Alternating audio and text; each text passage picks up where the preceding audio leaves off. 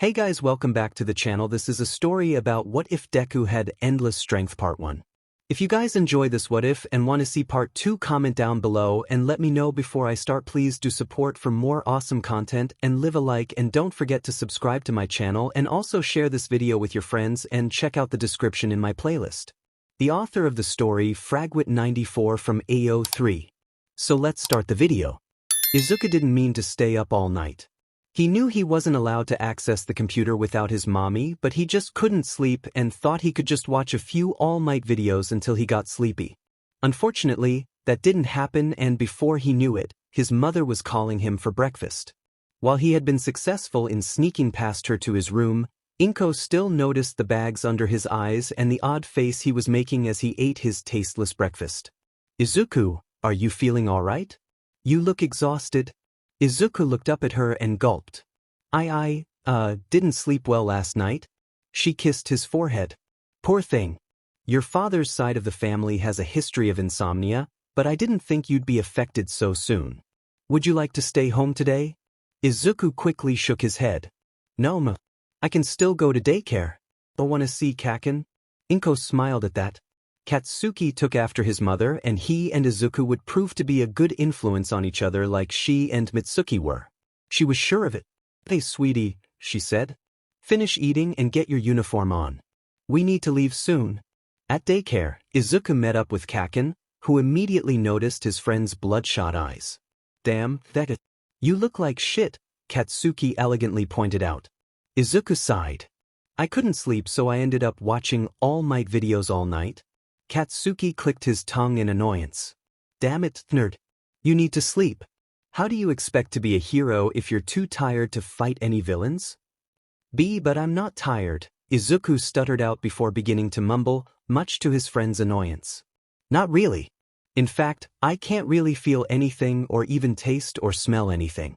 It's weird. It's not like when your legs go numb from sitting crisscross too long, but like when the dentist used his quirk to make my mouth numb to take out that tooth, but like all over my body. Damn it, knock it off," Katsuki yelled, slapping Izuku on the back. However, in doing so, he activated his quirk for the first time, and the explosion not only knocked Izuku forward several feet, but also burned a large hole in the back of his shirt. As the teacher ran to check on the two, Katsuki looked from his still smoking hand to the now exposed skin on Izuku's back, which wasn't damaged or burned like his uniform. Izuku turned, and the two were just staring at each other in shock. "What the hell?" they both shouted. "Well, first of all, congratulations are in order," Dr. Tsubasa said. After confirming both boys were okay, the director of the daycare called their parents to take them to their local quirk specialist. After several hours of tests, the Bakugas were called back first, but Mitsuki insisted on having the boys' results revealed together. Both boys have been quite blessed with powerful quirks. However, while Bakuga's quirk is about what was to be expected, little Midoriya's is a rather rare case, Tsubasa said, turning to the Bakugas first. "Little Katsuki has inherited a mixture of both of your quirks, being able to ignite a nitroglycerin-like substance he sweats from his palms. However, Izuku seems to be different from either yours or your husband's, Mrs. Midoriya." "What do you mean?" asked 𝗏𝗏, worriedly looking at Izuku, who was watching starry-eyed as Katsuki made small explosions in his hands.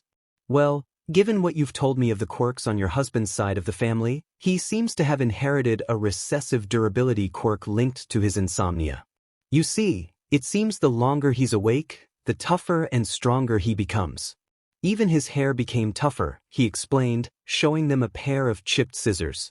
"However, his quirk seems to reset when he sleeps, as we learned after an hour-long nap, and he began losing his senses of touch, taste, and smell again after around a half hour of being awake." The adult's eyes widened. "So, theoretically, if he stays up long enough, Masaru started. Little Izuku could end up stronger than All Might?" Mitsuki exclaimed, making the other adults jump and getting the attention of both boys. "Wait, what?" Katsuki angrily exclaimed while Izuku gaped in amazement. "Theoretically, yes," the doctor nodded. "While it seems he already needs less sleep than most children his age, he will require even less sleep as he grows and may be able to stay awake for days, possibly weeks, without succumbing to sleep deprivation. Now, I've made a list of various exercises and tests you can each perform at home, but first, he turned to the two boys, one looking slightly more annoyed and the other quite dumbfounded. Have you boys given any thought to what you'd like to name your quirks? Explosion! Katsuki yelled, as if determined to be the first to name his quirk. After writing it down, Tsubasa turned to Izuku, who was thinking hard about something. And you, my boy? Izuku hummed, thumb and forefinger on his chin. He turned to his mom. Mommy, what did you say Daddy's family had? Insomnia? Insomnia, honey, 𝐒𝐭𝐽𝐲 corrected. Izuku beamed. Insomnia strength, he shouted triumphantly. As their parents were exchanging goodbyes, Katsuki looked at Izuku with a steely gaze. Listen, Deku, just cause you got a strong quirk doesn't mean I'll let you be stronger than me. I'm gonna train so hard that I'll be able to make explosions big enough that even your numb ass will feel them. Got that? Izuku nervously smiled and nodded at the declaration. So long as they were both heroes, he didn't care who was stronger. As the blonde stamped away after his parents, Izuku barely noticed his mom had taken his hand and the two started walking. He figured the numbing effect of his quirk was going to take a while to get used to. So, Izuku, how about katsudon for dinner to celebrate? I'll even invite your favorite uncle. Lord knows that man needs to eat more than those disgusting jelly pouches. While Izuku smiled at the thought of katsudon but then frowned since he remembered he wouldn't be able to taste it. However, at the mention of his uncle joining them, Izuku immediately perked up again. Can we really invite Uncle 𝐲𝐽? He could help me figure out so many theories I have about my quirk. Like, will erasing my quirk have the same effect as napping? Can my quirk even be erased? What if he dash? Izuku suddenly stopped mumbling when he heard his mother giggling. Yes, sweetie, I'll invite him right after we tell your father of the good news. I'm sure he'll have his own questions and theories you two nerds can bond over. Izuku blushed and grumbled, I'm not a nerd, making 𝐒𝐭 laugh again and ruffle his bushy hair, noting how it now felt more like steel wool despite looking as fluffy as always. While not the quirk she or Hisashi were expecting their son to have, 𝐒𝐭 was right that her husband was beyond excited when she and Izuku FaceTimed him and explained his quirk, immediately becoming wide awake despite the time zone he was in. While her two nerds were discussing the various tests the doctor gave him and ones they can perform on their own, 𝐒𝐭 snuck off to call her disheveled-looking brother-in-law. In a near-barren room, a 3-pawed battle-scarred cat was sleeping on a yellow cocoon until said cocoon started ringing and vibrating, making the cat jump. With a groan, the cocoon turned over to show a tired, scruffy face with long, shaggy black hair covering his eyes. He opened one eye to check his phone and then sighed as he answered the call. Hey sis. What's up? He tiredly answered. Hello, 𝐲𝐽𝐫, 𝐒𝐭 answered, far too excitedly. Guess what? Izuku got his quirk. Good for him. Can I go back to sleep now? He deadpanned. Actually, Izuku wanted to invite you to dinner tonight to celebrate. We're having katsudon and he wanted to ask his favorite uncle some questions since it's a quirk different from either mine or Hisashi's. Aizawa groaned. Do I really have a choice? Only whether or not you want me spamming your inbox with pictures of a disappointed Izuku. Fine, Aizawa sighed. Mind if I invite my dumbass roommates? They've been begging me to introduce them to the adorable stalk of broccoli. Sure. I'm sure Izuku would love to meet a couple of up-and-coming heroes. Well, I have to go. We'll be having dinner at 6:30. Bye, 𝐲𝐽. Aizawa grunted in acknowledgement before hanging up. Sighing as he got up from his sleeping bag, he next texted Hisashi and Nomuri, who immediately texted back confirmations with far too many smiley face emojis. Izuku, dinner's almost ready. Are you sure you don't want to try taking a nap so you can taste it? 𝐒𝐭 asked. Izuku shook his head. No, I want to see what'll happen if Uncle 𝐲𝐽 erases my quirk. I mean, it might not do anything, but I'm not sure if my quirk could be considered a mutation, and if it isn't, I want to know how long dash. Okay, Izuku, 𝐒𝐭 giggled. There was a knock at the door and Izuku jumped from the couch to answer it. However, in his excitement he jumped with enough force to bang his head against the ceiling and when he got to the door, accidentally crushed the doorknob. Uncle 𝐲𝐽. Izuku happily exclaimed, looking up at the tired-looking man wearing black sweats and a long, gray scarf. Hey, 𝐒𝐻. Aizawa started and was abruptly cut off as Izuku jumped up and hugged him so tightly he lost his breath and was fairly sure he heard a few of his ribs crack. So this is what 𝐭𝐽 was talking about, he thought as he brushed some white powder from his nephew's hair and examined the crushed doorknob. 𝐈𝐴 struggled to say, tired eyes bulging and hand tapping the brunette's head trying to get his attention. "See, can't breathe. Izuku, be careful. 𝐭𝐽 called. You need to control your strength." At this Izuku let 𝐬𝐸 go, looking embarrassed as his uncle began desperately gasping for air. Sorry, uncle," Izuku apologized. It's all right, kid," 𝐻𝐸 said, still catching his breath. "Just something you need to work on." "So, a strength quirk, huh? That's unexpected." Izuku perked up at that. "Yeah. The doctor said it was a recess quirk from Daddy. I get stronger the longer I'm awake and I don't get sleepy and could probably be stronger than All Might." "Oh, and look," Izuku said, running into another room to grab something. 𝐸𝐸 started thinking about how this was possible. He and Hisashi shared a mother and remembered her telling him about her grandfather who had a quirk that allowed him to stay awake for prolonged periods of time, but the strength aspect was new. Before he could continue his train of thought, Izuku returned carrying it. "Izuku, why do you have a hammer?" Instead of answering, Izuku smiled and slammed the hammer into his forehead. When 𝐸𝐸 ran to check on him, he was surprised to not see a single mark on the still beaming boy. "Isn't that cool? I didn't even feel that." "𝐭𝐽, please explain," 𝐸𝐸 sighed as he collapsed onto the couch and looked up to see the dent in the ceiling Izuku made. "That explains the dust in his hair." As 𝐭𝐽 began to better explain Izuku's quirk, there was another knock at the door. Running over, Izuku was about to grab the doorknob but stopped at the last second and instead gently turned the already crushed piece of metal. The door opened to a man and woman smiling down at him. The man had blonde hair tied into a bun and wearing a light purple hoodie, tight jeans and yellow sunglasses, while the woman was wearing red-framed glasses and a pink sweater and purple skirt with her dark purple hair also tied back but into a ponytail. "Hello, sweetie," the woman greeted, crouching down to greet him at eye level. "You must be Izuku. My name is Kayama Nimuri and this is Yamada Hisashi. We're friends of your grumpy uncle, Lil Listener," the man, Yamada said, shooting the kid finger guns. Hearing the nickname and recognizing the pose, something clicked into place in the young boy's head and he started vibrating excitedly as he pointed between the two of them. "Why, you're the R-rated hero, Midnight A and the voice hero, Present Mike," he exclaimed to both adults' surprise. While they had been gaining popularity lately, especially with Mike starting his radio show and the controversy surrounding Midnight's first costume, they were still fairly low in the rankings. How did this kid recognize them in civvies? Did 𝐸𝐸 tell him they were coming? "Don't look so surprised," 𝐸𝐸 greeted his friends. "Kid's such a hero nerd he could probably pick All Might out of a crowd based solely on his hair color if he had a transformation quirk that made him look like a skeleton when he's off duty." "I'm not a hero nerd," Izuku huffed. At that, Present Mike smiled and held out a hand. "Well, put her there, Lil Listen."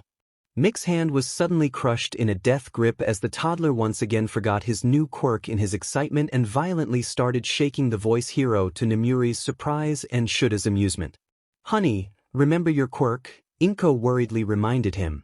Once again, Izuku turned red and looked away from the hero as he let go of Mick's hand and apologized. It's okay, lil buddy. No harm done," Hisashi reassured him, shaking the feeling back into his hand and rolling his shoulder. "Accidents happen when you're getting used to your quirk. When I was born, my crying made my parents' and doctors' ears bleed." Izuku's eyes widened and once again unknowingly using his quirk, sped to his room to grab his notebook to ask his mom to write down that piece of trivia and hopefully get the two heroes' autographs. After being introduced to 𝐭𝐽, the adults sat down at the table, waiting for Izuku to return, and 𝐭𝐽 explained his quirk to the two newcomers. "So, enhanced strength, speed, and invulnerability as long as he's awake, eh?" Nimuri inquired. "Given what 𝐸𝐸's told us about his handsome half-brother, I was expecting a variation of dragon breath or your mild telekinesis." She then cocked an eyebrow and gave a mischievous smirk as she leaned toward 𝐭𝐽. You haven't been unfaithful while your hubby's been overseas, have you? 𝐒𝐭 blushed and violently shook her head. Of course not. I would never do that to Hisashi. I swear. 𝐭 rolled his eyes. Quit teasing. Hisashi's only been overseas for the past 2 years and Izuku has his messy hair and freckles. Trust me, he's Izuku's father. Our great-grandfather had a similar quirk, but it seems to have mutated through the generations. Either way, it'll be quite handy for heroics, said Hisashi, turning back to 𝐒𝐭. Not to make an ass out of you and me, but he is planning on becoming a hero, right? 𝐒𝐭 giggled. Since he could understand what a hero was, he and his friend, Katsuki, promised to be the strongest heroes. When Izuku returned and asked his mom to write down what Hisashi said on a specific page, he then handed the book over to the 2 heroes and nervously asked for their autographs, starting with Mike on the same page. Both heroes cooed at seeing the crayon drawing of present Mike in his hero costume and notes next to it with words like super load and cool hair, with his little tidbit about his birth underneath it written by 𝐒𝐭. After signing the page, Hisashi passed it to Nemuri. After flipping through several pages, mostly dedicated to All Might, she laughed at 𝐭's page and the grumpy-looking drawing Izuku made along with what might be Eraserhead's first and only autograph. Finally ending up on her page, Nemuri blushed slightly at the crayon drawing of her first costume and quickly signed it before 𝐒𝐭 saw. Once the child was hugging the notebook to his chest, 𝐒𝐭 began serving their guests. Before eating, Izuku asked Aizawa to use his quirk on him. As he did, Izuku took a bite, then frowned. It didn't work. Izuku sighed to his mom as she wrote something down on a new page of his notebook. After she was done, everyone else began eating and complimenting 𝐒𝐭 on her cooking, making her blush. Once they were done, Hisashi picked up the notebook again. Gotta say, you're quite the lil artist, lil listener. Hisashi complimented the blushing child as he and Nemuri skimmed through the rest of the notebook. Nemuri nodded in agreement and smiled. You know, I'm a bit of an artist myself. I'd be happy to give you some tips if you'd like, she said, making Izuku beam. Really? He looked at his mom. Can Miss Midnight teach me to draw, mommy? Please? 𝐒𝐭 smiled. If she's willing, I don't see why not. Izuku raised a fist and jumped in excitement, once again forgetting his strength and accidentally punching a hole in the ceiling. We should also find somewhere to work on controlling your quirk, Aizawa sighed, again brushing the dust from his nephew's curly hair and shoulders while Nem and Hisashi shared a smile. Funny you should mention that, Nemuri said. You see, Nizu will be taking over as principal of UA next year and asked me and Hisashi about becoming heroic arts and English teachers. And wouldn't you know, he's also looking for a replacement homeroom teacher for 1A, Hisashi added with a shit-eating grin. No, was Shura's deadpan reply. Oh, come on, 𝐭, Hisashi whined. At least consider it. But family of staff are allowed to use UA facilities, Nemuri argued. It'd be perfect to help little Izuku. No, 𝐭 shouted, activating his quirk. I barely have time to sleep, let alone look after a bunch of entitled brats. I'm not a teacher and Uncle 𝐭, Izuku quietly interrupted him, making 𝐭 flinch and deactivate his quirk before looking down at his disappointed-looking nephew. Does that mean you won't help me? 𝐭's eyebrows scrunched in confusion. Why do you want my help specifically, kid? My quirk doesn't even work on you. 'Cause you're so cool, Izuku said with stars in his eyes. You're not a hero for money or fame. You're a hero 'cause you want to help people, and that's the coolest thing. You're like the underground version of All Might. Besides, it's not just my quirk I want help with. If I'm gonna be a better hero than All Might, I need to learn a lot more than how to punch things. While Aizawa winced at being compared to All Might, he was impressed his nephew already knew he'd need more skills than just using his quirk to hit things really, really hard. Also, he couldn't say no to those eyes, no matter how slightly bloodshot they looked. Fine, Aizawa sighed in defeat. I'll talk to Nizu on Monday, but no promises I'll take the 𝐻𝐻. Once again, he was cut off by his nephew hugging him, though this time much more carefully. As he hugged the ball of sunshine, he heard clicks and looked to see his friends and sister-in-law taking pictures to his annoyance. Before he could do more than glare at them, Izuku looked up at him. Oh, can you also help train Kaken? His quirk makes him make explosions from his hands. It's nice of you to ask despite knowing I can't say no to you, Aizawa deadpanned, making everyone laugh and Aizawa's lips curled into a tired smile behind his scarf. What the hell am I doing here? 𝐎𝐩𝐢𝐫 thought, shuffling down the hallway of his alma mater to the principal's office. He wasn't a teacher and had never considered becoming one. But damn it, his nephew's eyes were his biggest weakness, with cats and good coffee following closely behind. Izuku and his friend both had strong, dangerous quirks and needed a safe place to practice and experiment with them. With the perk of family members of UA staff having access to the facilities after hours and on weekends, it was too good an offer to not at least consider. He'd meet with Nizu, ask about requirements and perks of the job, and if he didn't like what the rat offered, he'd leave. Simple as that. When he arrived at the door, he drew his arm back to knock, only for the door to swing open on its own. Despite what Nizu will tell people, Aizawa definitely did not jump in surprise at that. However, his eyes widened upon seeing not one, but two people waiting for him behind a large, mahogany desk. The first was the soon-to-be principal and current 1A homeroom teacher, Nizu, who had on his usual smile. "Hello, Aizawa," the unknown mammal cheerfully greeted. "Am I a mouse, a bear, or a dog?" "The answer is, I'm the principal, or I will be, starting next year." The second, who was giving him a fanged smirk, was a tall, green man with large, pointy ears and a white turban covering his antennae.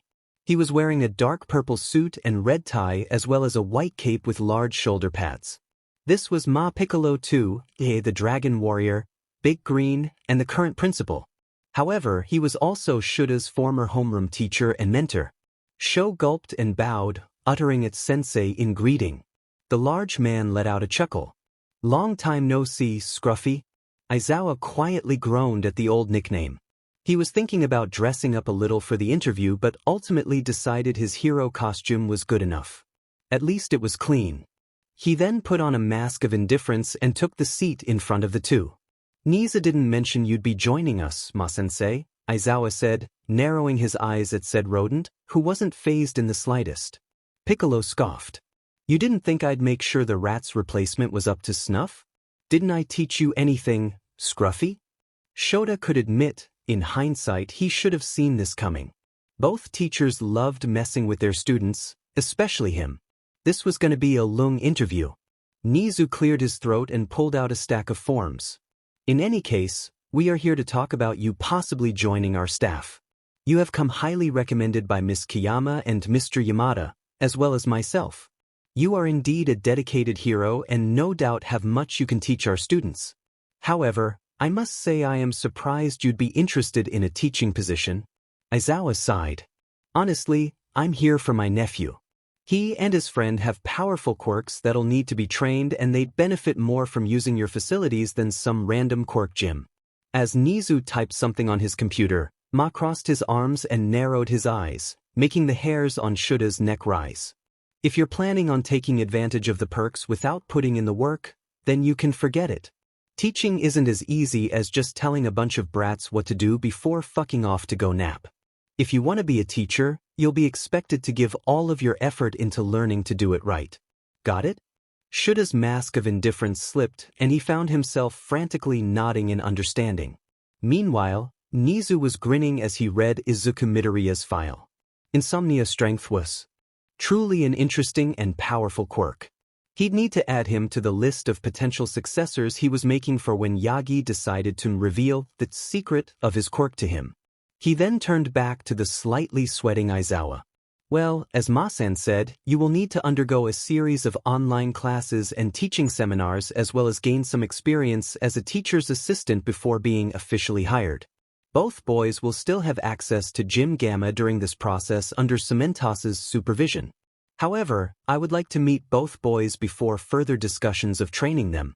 I'm up to date on young Midoriya, but what is his friend's name?" "Bakugo. Bakugo Katsuki," Aizawa said, not even surprised he knew Izuku was his nephew. Once again, Nizu was typing away and as Aizawa cleared his dry throat, Nizu slid a cup of tea his way.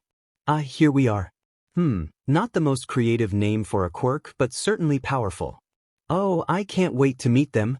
Aizawa looked between the two, Ma's arms still crossed but looking slightly more relaxed. So, do I get the job? Well, that depends, Ma shrugged. Are you willing to put in the effort or do you plan on napping while others pick up your slack? Aizawa's eyes narrowed. For my nephew, I'd burn my favorite sleeping bag. Ma gave a fanged grin as 𝗍𝗂 clapped excitedly. Excellent, 𝗍𝗂 cheered, passing Aizawa a contract. Here is your contract. I'm sure you will find the terms more than fair. Not only will you have quite a bit of freedom in how you teach, but the salary is more than fair and the job comes with access to on-campus housing. Any questions? Which teacher will I be shadowing? Aizawa asked before sighing. As if it wasn't obvious. Ma smirked. That's right, Scruffy. Next year, I'm back as homeroom teacher. Wonderful. Aizawa deadpanned. One more thing, he said, pulling a notebook out of his scarf. Will you sign this for my nephew? After reading and signing the contract, Piccolo decided to walk Aizawa out, much to the latter's discomfort. So, why are you retiring? Aizawa asked, the silence being too awkward even for him. You've only been principal for 2 years. For one, I'm sick of being forced to wear this damn suit, Ma said, loosening his tie. If you're ever offered a position of power, make sure there isn't a dress code tied to it. Noted. Second, while I like teaching, I'm needed in the field. There's a case involving my late father and I can't properly divide my time between it and my students. It wouldn't be fair to them. Aizawa scoffed. Life's not fair. Better for them to learn that now rather the _smack. Aizawa was cut off by a slap to the back of his head. Looking up he saw Piccolo narrowing his eyes down on him, making him feel like a child who needed his mouth washed out with soap. Believe me, plenty of them already know just how unfair life is. As I recall, you were one of them. Would you rather I'd have reminded you of that fact without doing anything to help you overcome that unfairness? At this Aizawa looked away, embarrassed. Piccolo then sighed and put a hand on his shoulder. Look, kid, you learned and overcame a lot on your own. But some people need a little more help than others to achieve their full potential. As a homeroom teacher, you are your students' third parent and they need to know they can come to you for help with anything from quirk control to an abusive parent. Do you understand? After a moment of silence, Aizawa nodded and the two continued their walk to the gate in silence. When they got there, Aizawa paused as if about to say something. Instead, he simply waved goodbye to his mentor before continuing his walk home. Being a teacher was going to be harder than he thought and he had some habits he'd need to break, but he'd go plus ultra for his nephew's sake. Even if it meant going to therapy, taking out his phone to text 𝗲𝗏𝗺 and 𝗲𝗏𝗋𝗋 that's sad news that he would be moving out, Shoyuta was surprised by the time. Despite how long it felt, the meeting with 𝗍𝗂 and Ma only lasted about an hour. Sho was planning on heading home and catching an afternoon nap when his phone rang. What is it, 𝐒𝐭? Hello to you too, Sho, 𝗍𝐭 joked. So, how'd it go? Did you get the job? I'm not interrupting anything, am I? Aizawa sighed. No, I just left. Technically, yes, I got the job. Technically, 𝗍𝐭 questioned. I have to attend a bunch of online classes and seminars and spend some time as Ma-sensei's TA before I can become an official teacher. Well, that's to be expected, she mused. They don't just let anyone be a teacher at the most prestigious school in the country without some proper training. Anyway, congratulations. Izuku's going to be thrilled. Speaking of, would you mind picking him up from the playground? No big deal if you can't. Aizawa sighed again. No, I don't mind. It's on the way to my place, anyway. How's he been? Well, aside from looking more like you by the day, he's adjusting well. We haven't had to replace the doorknob since last time, so he's quickly learning restraint. He's also been spending his nights studying, though I think he's starting to show signs of sleep deprivation. However, what I'm most worried about is his relationship with Katsuki. Bakugo? Why? He asked. He knew the brat had a strong quirk and heard he had a temper like his mom, but Izuku shouldn't be affected by it, especially if he's been awake since last week. You see, Katsuki has always been competitive and he hasn't been adjusting well to Izuku having a more heroic quirk than him. He's tried attacking Izuku every morning this week. He seems to have paid attention to what Dr. Tsubasa said about his quirk resetting after he sleeps. 𝐎𝐩𝐢𝐫 scowled. What about the daycare or his parents? Shouldn't they have been notified their son was using his quirk on another child? I tried talking to Mitsuki, but she doesn't see a problem. Izuku hasn't gotten hurt yet, and she thinks it'll be good for Katsuki to learn he can't win everything through force. And the daycare keeps giving him warnings since he's not physically harming Izuku, and they keep labeling his attacks as accidents. Aizawa's eyes narrowed at that. If Bakugo was a little older, he'd understand the school not wanting to jeopardize his chances of getting into a hero school with a record, but this was daycare. The kids didn't have records, and it was illogical to not take this kid's attacks seriously. No, something wasn't right. I'll see if I can talk to him after taking Izuku home, Aizawa replied. I have to talk to them both anyway. Nizu agreed to let them both train while I'm a TA, but he wants to meet them first to get a better idea how to train them. Thank you, 𝐒𝐭𝐚𝐲 sighed in relief. If 𝐒𝐢𝐫 couldn't scare Katsuki straight, she'd have to step in herself and didn't like that idea.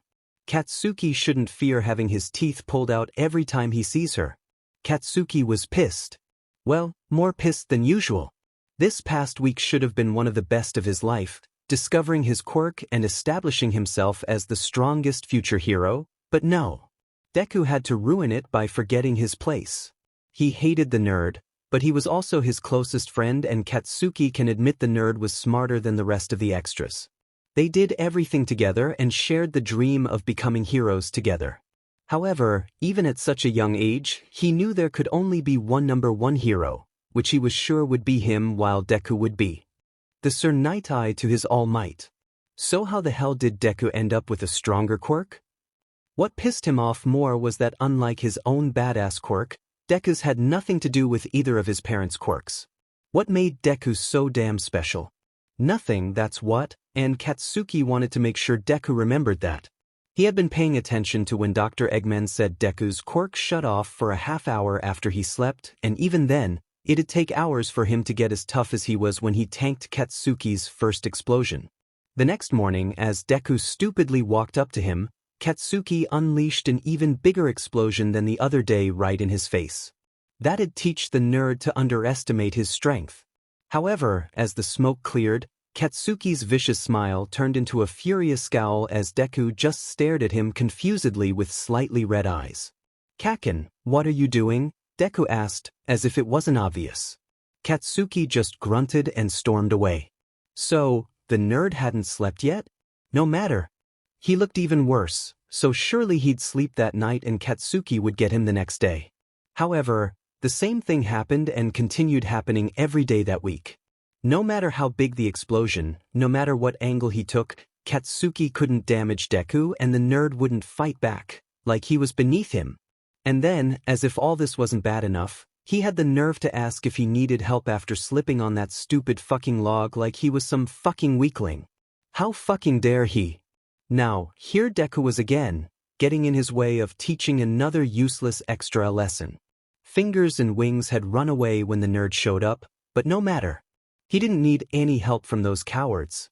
"Kaken, what are you doing?" Izuku drawled, sounding tired with his lids half open. Even though he looked like he was about to pass out due to exhaustion, Izuku stood firmly between Katsuki and a boy crying on the ground. "Back off, Deku," Katsuki scowled, explosions popping in his palms. "That stupid extra needs to be reminded of his place." At this, Deku lazily blinked. "Oh, and where's that, Kaken?" "The same place you should be, you worthless Deku," Katsuki shouted as he launched himself at Izuku. However, his vicious smile disappeared as suddenly as his explosions, and something wrapped itself around him. As Katsuki struggled against his bindings, he turned to curse out the villain who did this but suddenly froze. He looked up to see a man dressed in black glaring down at him with glowing red eyes and saw the man's hair dancing like black flames. "What?" the man growled as he yanked the boy to eye level. "Did you just call my nephew?" Katsuki's jaw dropped. Shota's unblinking glare shifted to Izuku, who was waving at him, and another kid who was on the ground and looking at him nervously. "Hey, 𝗏𝗏, Izuku slurred, still waving. Damn, 𝗏𝗏 wasn't kidding, he thought. Aizawa blinked and looked at the other kid, who flinched. He reached into his pocket and pulled out his hero license. "You okay, kid?" he asked, showing his ID while still keeping Katsuki wrapped up tightly. The child quickly nodded and ran away after thanking Izuku. Hearing Izuku's name seemed to snap Bakugo out of his daze. What the fuck, Deku? Since when do you have a villain for an uncle? He yelled, trying to blow his way out of the scarf but soon stopped once Aizawa activated his quirk again and showed Katsuki his hero license. "I'm not a villain, you little delinquent. I'm a pro-hero," he said. Katsuki stared in disbelief at the license before narrowing his eyes back to Aizawa.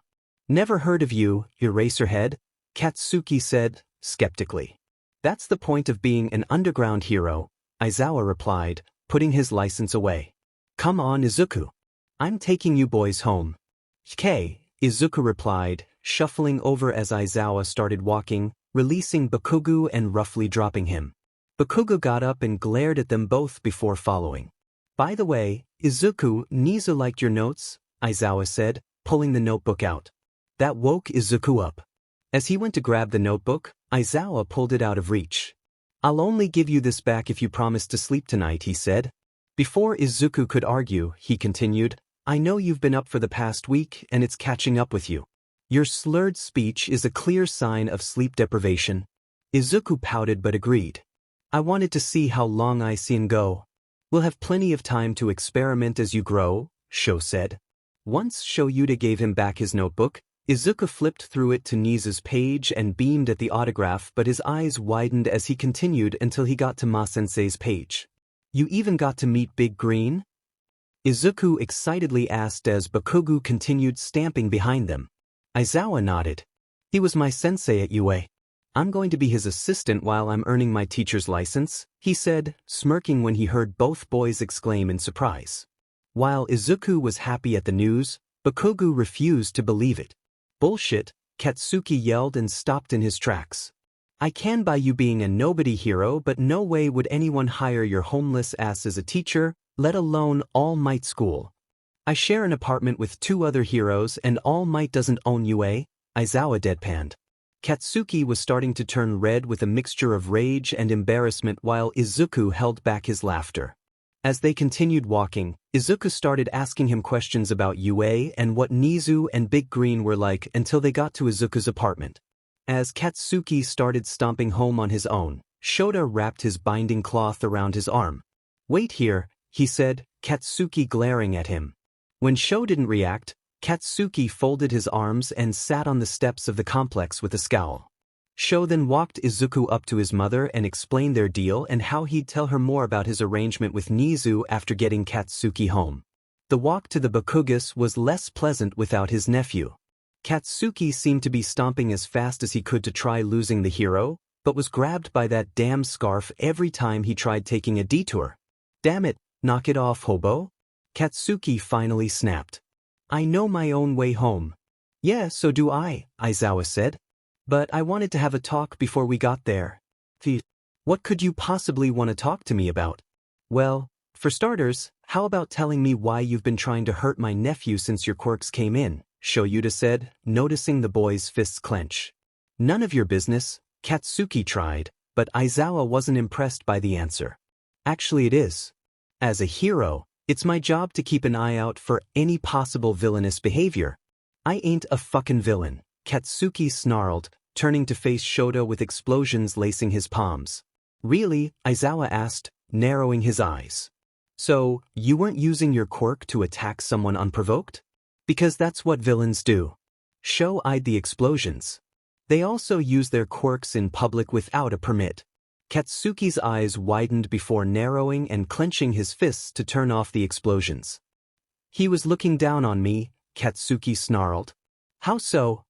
"By rubbing his quirk in my face," Katsuki snapped. "It's not fair. I was supposed to be the next All Might, not him. I've always been stronger, faster, and smarter than everyone else, and Deku ruined everything. I just wanted things to go back to normal by reminding him of his place." Aizawa's first instinct was to bluntly state life isn't fair and tell the boy to get over himself, but stopped himself. He could see angry tears forming in the corner of Bakugo's eyes as he glared at the ground and sighed. He had to remember this kid was the same age as his nephew. He needed guidance and Aizawa needed to practice giving it. He kneeled in front of him. "Look, kid, I get being frustrated by things not going your way, but that doesn't give you the right to attack other people," Aizawa said, trying to think of an example that the brat would listen to. Well, he respected All Might, so let's work that angle. You don't see All Might picking fights with Endeavor or any other hero trying their best to be the next #1, do you? Katsuki angrily wiped his eyes before reluctantly shaking his head.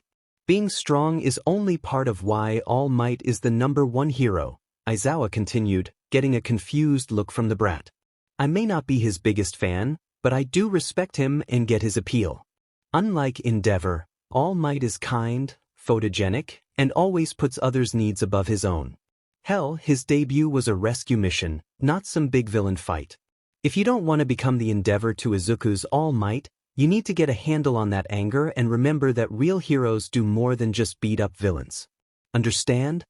After a long pause, Katsuki gave a grunt and the two continued walking at a much more even pace, Katsuki obviously stewing over what was said.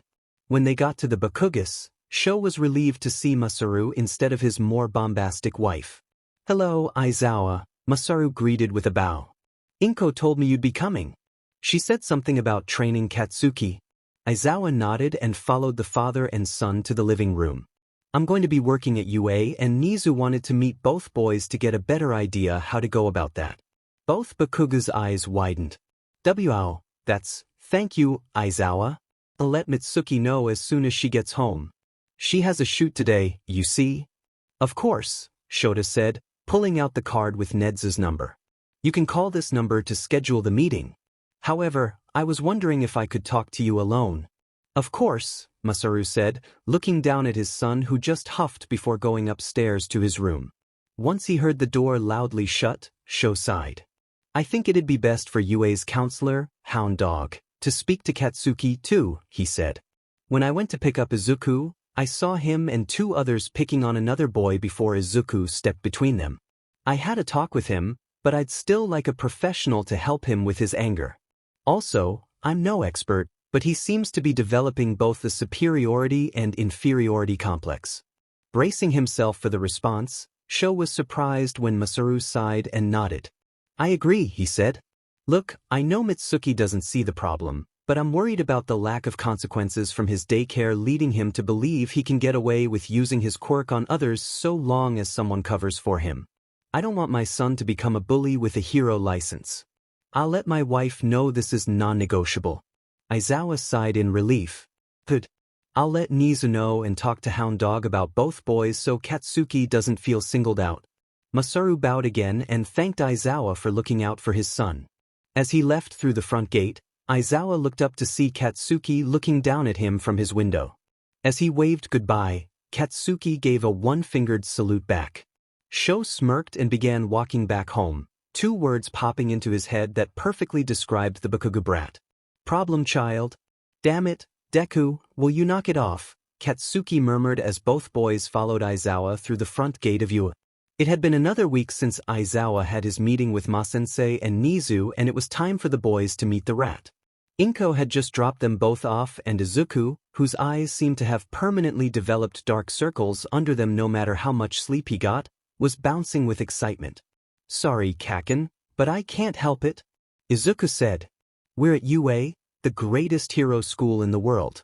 The same place All Might went. And we're about to meet Nizu, a real pro hero. How are you not excited?" Katsuki clicked his tongue in annoyance. "Just 'cause I'm not bouncing around like a goddamn lunatic doesn't mean I'm not excited. You're acting like you haven't already met 2 other pros." "Yeah, but Nizu is so cool," Izuku said, as Katsuki rolled his eyes. "Every hero is cool to you, Deku," Katsuki said. "Yeah, but Nizu is especially cool. He's the only quirked animal with a hero license. Not to mention his quirk makes him one of the smartest beings in the country." Aizawa just shook his head as Izuku continued listing off facts about his future boss while he could practically hear Katsuki's teeth grinding in annoyance. The brat was already making progress since their talk. He was surprised when Inko told him Katsuki had ceased his morning attacks and actually apologized, in his own way, to Izuku. Still, He thinks Hound Dog will be able to make sure he doesn't regress. Once they entered the main building, Izuku stopped talking and both boys' eyes widened in wonder. This was UA High, the same hero school All Might went to. The hero school they would eventually go to as students. As both boys stood gaping in awe in the doorway, Aizawa snapped his fingers to get their attention. "Hey, you're letting the cold air out," Aizawa tiredly said. "Come on, 𝗎𝗠 isn't someone you want to keep waiting." As the boys caught up to him, Aizawa prepared himself mentally for his own meeting. While the boys were with 𝗎𝗠 and Hound Dog, he'd be going over his duties as a TA with Ma-sensei, and he had a feeling Ma wouldn't let him doze off. Once they were at the door to the principal's office, Aizawa looked back at the boys. "Either of you want to do the honors?" he asked, to which Izuku began jumping up and down with his hand in the air. But Katsuki pushed past him and was about to knock when, as expected, the door suddenly opened. Both boys jumped and fell backward at that, but Katsuki was the first to recover and scowled up at Aizawa, who was smirking. As both boys' eyes wandered around the office, Izuku's eyes widened as they landed on the smiling creature behind the desk. "Then Izuku excitedly pointed, making the rat laugh. "Yes, it is I, 𝗎𝗠. Am I a mouse? A bear? Or maybe a dog?" Izuku's brows furrowed and he started mumbling. "Technically, you're a chimera but share many traits with animals from the mustelid family including weasels, ferrets, and stoats as well as otters, which would explain your tail and paws." Aizawa shuddered as 𝗎𝗠's eyes and smile widened. "Very good, Mr. Midoriya," 𝗎𝗠 cheered, cutting off Izuku's mumbling. "I am indeed a mustelid chimera." "How did you guess?" Katsuki rolled his eyes as his friend suddenly clammed up. "He's a huge nerd and likes spending his sleepless nights learning useless shit," Katsuki said, getting a glare from Aizawa and a chuckle from 𝗎𝗠. "Well, I must say I'm impressed. Now, Aizawa, why don't you take young Mr. Bakugo to Hound Dog and we'll switch in about, let's say, an hour?" 𝗎𝗠 said, to which Aizawa nodded and led a grumpy-looking Katsuki out of the room. Once the door closed, Izuku looked back at 𝗎𝗠, who suddenly had a tray with a teapot and 2 cups and a plate of cookies on his desk. "No need to be nervous, Mr. Midoriya," 𝗎𝗠 said, hopping down from his chair and carrying the tray to a small table between the 2 black couches in the middle of the room. "Please, join me for some tea." Izuku gulped and nervously walked over to the opposite couch. He knew it was, as his uncle would say, illogical to be afraid of 𝗎𝗠, but Izuku was never good with social interactions and there was something intimidating about the creature that Izuku couldn't quite describe. "Would you like some sugar or cream?" 𝗎𝗠 asked as he began to pour them each a cup. Izuku shook his head. "And no thank you, sir," Izuku managed to say as he picked up his cup with a shaky hand. I wouldn't be able to taste it, anyway." 𝗎𝗠 gasped and gave a small bow, surprising Izuku and almost making him spill his tea. "My apologies, young man. I'm so used to conducting business in this way that aspect of your quirk completely slipped my mind. Would you perhaps like something different to drink?" "It's fine," Izuku stuttered, taking a sip of the piping hot beverage without blowing. "And my mom is still getting used to tea, that part of my quirk, too." He then eyed the plate of cookies.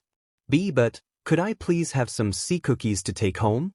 "Of course, my boy," 𝗎𝗠 chuckled, pulling out his phone. "I'll text Lunch Rush to box up another batch for you." "A Lunch Rush made these?" Izuku asked, eyes wide at the cookies like they were more valuable than gold. "Of course. He handles all the meals at you." As Izuku drooled at the idea of tasting Lunch Rush's katsudon, 𝗎𝗠 placed a box next to the tray. Izuku looked inside to see some papers as well as what looked like puzzles and blocks of various shapes and sizes. "I was hoping to get to know you a little better by playing a few games. Would that be all right?" 𝗎𝗠 asked kindly. Izuku nodded excitedly. "Wonderful," 𝗎𝗠 smiled. "We'll begin with a worksheet. Since you are still learning to read and write, I'll ask you the questions and you answer them as best you can. Sound fun?" With another nod, 𝗎𝗠 began testing Izuku and was not disappointed with the results. Meanwhile, with Hound Dog, "This is bullshit," Katsuki murmured, arms crossed with a scowl on his face. He'd been sitting there for almost 10 minutes and the mutt hasn't asked him a single question yet. Not that Katsuki would have answered, but still. "You're telling me," Hound Dog huffed while writing something down. I've got 500,000 other things I'd rather be doing on my day off than helping a 4-year-old brat with anger issues. I don't have any issues, Katsuki yelled, explosions popping in his hands. Hound Dog smirked under his muzzle. Yeah, sure, he nodded, writing something else down as Katsuki continued scowling. I don't need your help, Katsuki growled as he balled his fists to cut off the explosions. I'm not a villain and I don't need fixing. Of course you're not a villain, Hound Dog shrugged. And I'm not trying to fix you, whatever the hell that means. I just want to know more about you. Now, do you want to get started, or are we just going to sit here in awkward silence for the next 50 minutes? After a few moments, Katsuki huffed and sat back down. Let's get this over with, mutt, Katsuki grumbled. Alright then, Hound Dog grinned. Let's start with your relationship with Midoriya. While Nizu was giggling to himself as Izuku solved another puzzle in record time and Hound Dog was being treated to a rant about how basic kindness equated to looking down on someone, Aizawa was reading the files of this upcoming school year's Class 1A. As he started to doze off while reading about a boy with a spider mutation, a coffee mug slamming on the table in front of him woke him up. He looked up to see Ma offering him a cup, which he gratefully took. How's it coming, Scruffy? Ma asked as Aizawa gulped down his coffee. 8 down, 12 to go, Aizawa answered, pinching his eyes. I get the need to know about their quirks, but why do we need to read the whole file? If anything, some of these comments from past teachers can end up creating a bias. Wouldn't it be more logical to go in without any previous knowledge skewing our views? The way Ma looked at him, Aizawa felt like he just said something incredibly stupid. I can't tell whether you actually believe that or if you're just trying to be lazy, Ma said, narrowing his eyes at a suddenly sweating Aizawa. By your logic, I would have just assumed you were a lazy punk who stayed up all night playing video games rather than a hard worker with insomnia. No, you need to know more about your students than just their quirks. That'll just lead to you forming biases of your own before even getting to know them. Before Aizawa could question what he meant, Ma continued. Medical history, learning disabilities, quirk triggers, all necessary. As for the teacher's comments, you're right that we should take them all with a grain of salt. Take the kid you're reading about, Yamashiro Takuya. Several of his teachers paint him as a class clown who they believe shouldn't be a hero, while his grades and behavior during the practical exam paints a very different picture. Aizawa agreed the student he had been reading about didn't match the student he observed the other day. He was allowed to watch the heroics practical exam and was impressed by Yamashiro. He clearly had a good handle on his quirk and scored several rescue points at the cost of hero points. Hell, he even got permission to use some support equipment he made that let him shoot webs from all 6 of his wrists like that old Marvel hero. The kid was a genius, but his teachers seemed against him. Was it because he was a mutant? Before you ask, Nizu's looking into his junior high, Ma said, smiling as he sipped his coffee. Aizawa shuddered and continued reading. Later, as Ma was going over how to prepare lesson plans, a timer on Aizawa's phone went off and he sighed in relief. Welp, that's 2 hours, Aizawa said, stretching as he stood up. Time for the real tests. You coming? I shrugged. Why not? I've got nothing better to do. I'll get the old lady and we'll meet you there. This was the best day of Izuku's life. He was at UA with his best friend, he got to play games with Nizu, he talked to Hound Dog and got his autograph, and now he and Kaken were wearing official UA gym uniforms and following his uncle outside for a surprise. Even Kaken looked excited. So, where are you taking us, Mr. Aizawa? Katsuki asked, remembering what Hound Dog said about earning respect by showing it. You can call me Hobo if you want, kid, Aizawa shrugged. It honestly doesn't matter to me. But to answer your question, we're going to UA's PE grounds for a series of tests. Both boys' eyes widened at that as they realized what kinds of tests they could be. While Bakugo's smile grew feral, Izuku started bouncing excitedly again.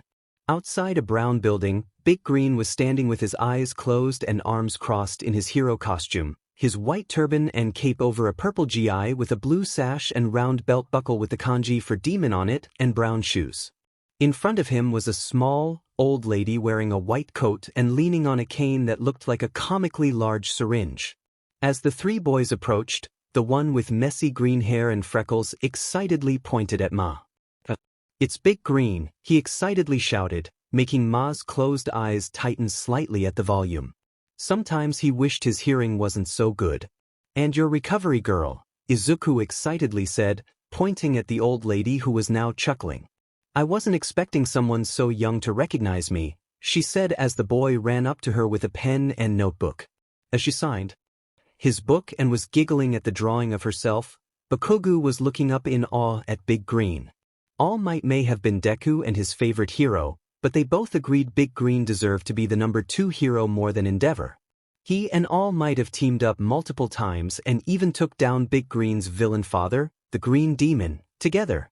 However, for reasons Katsuki couldn't understand, Big Green has said multiple times that he doesn't care about the rankings and refused to take part in the system, threatening to quit if they tried giving him a spot higher than 200. Kami, he was so cool, and Katsuki found himself flinching as Ma's eyes shot open, looking down at him intensely. Aizawa cleared his throat, getting both boys' attention. He was now holding a ball with a strange metal band around it. "As I said, we'll be performing a series of physical tests, but you'll be using your quirks," Aizawa said. "Normally, these tests are introduced in middle school and you'd perform them without using your quirks. However, I believe this is the best way to gauge not only the strength of your quirks, but your creativity in how you use them." Aizawa tossed the ball to Katsuki and pointed to a patch of dirt with a white circle and lines drawn in it. "Bakugo, go stand in that circle and see if you can use your quirk to throw the ball." Katsuki nodded and headed over to the circle, already knowing how he was going to launch the ball into space. He then drew back his arm and, from the bottom of his heart, yelled, "Die," as he threw the ball with the biggest explosion he could muster. As the ball disappeared into the distance, he looked over at the adults and Deku. The hobo was on his phone, Deku was staring in awe, Big Green was pulling his fingers out of his ears with narrowed eyes, and the old lady was nodding in approval. Hearing a beep, Aizawa nodded at his phone. 98.7 meters. "Not bad, kid," Aizawa said. Katsuki's chest puffed up with pride as he made his way back over to the group. However, his good mood soured as Deku started patronizing him. "Wow, Kaken, that was so cool. Your quirk is so amazing. Did you make your palm extra sweaty for that explosion? Can you control how much sweat you can create? What if you stored some of it for later and dash?" "Alright, Izuku, it's your turn," the hobo cut Deku off. "How long have you been awake again?" Izuku said, looking down at his hands as he started counting on his fingers. "Since 8 o'clock yesterday," he said, recovery girl gasping. The hobo then typed something into his phone. "We should probably order you a watch that keeps track of how long you've been awake," he said, handing Deku another ball. "Alright kid, same deal. Don't hold back." Izuku excitedly nodded and ran to the circle. He then took a pitcher's stance like he'd seen on TV and yelled, "Smash," as he threw the ball, making a small boom as it was thrown. "What is it with these damn kids and shouting everything?" Ma wondered, rubbing one of his ears. As Izuku waited for his uncle to announce his score, he looked over at Kaken with an excited grin. However, his smile faded as he noticed Bakugo's scowl. He must have noticed it was taking longer for his throw to be calculated than Kaken's. Just then, the familiar beep chimed and Aizawa nodded. 249.8 meters, he tiredly said, shrugging. "It's a start." "What?" Katsuki angrily questioned. "No way. I want a do-over." "No," Aizawa answered dryly, walking away to a track with a robot on a tripod towards the end of it. As the others followed him, Izuku looked back to see Katsuki taking a few deep breaths before catching up to them. He also thought he heard the blonde muttering something, but decided not to bring attention to it. "Up next, the 50-meter dash," Aizawa tiredly announced. As both boys took their places, Katsuki was looking smug as he positioned his arms behind himself, and Aizawa and Ma shared a look. "It's a good thing RG is here," Aizawa thought, knowing how badly such an idea can go on a first try. Yup, this was going to be painful. As the robot gave the signal, Bakugo activated his quirk to propel himself forward. However, this did not work the way he thought it would. While he had a good start, he hadn't considered how to properly balance himself to stay in the air and quickly lost control as he started firing explosions of various sizes and twisting and turning until he crashed and found himself tumbling over the finish line 1 second ahead of Izuku. 𝐴𝐵 Katsuki tried to gloat from his place on the ground, but found it difficult as he was trying to deal with the pain of a case of full-body road rash. He heard a tongue clicking and looked up to see Recovery Girl shaking her head in exasperation. "That kind of trick will take you years to master, young man," she said, bending down. "Consider yourself lucky you didn't break your neck." She then planted a kiss on his forehead. "Hey, what the he dash?" Katsuki started to protest but stopped as he found the pain suddenly fading and the scrapes and cuts disappearing.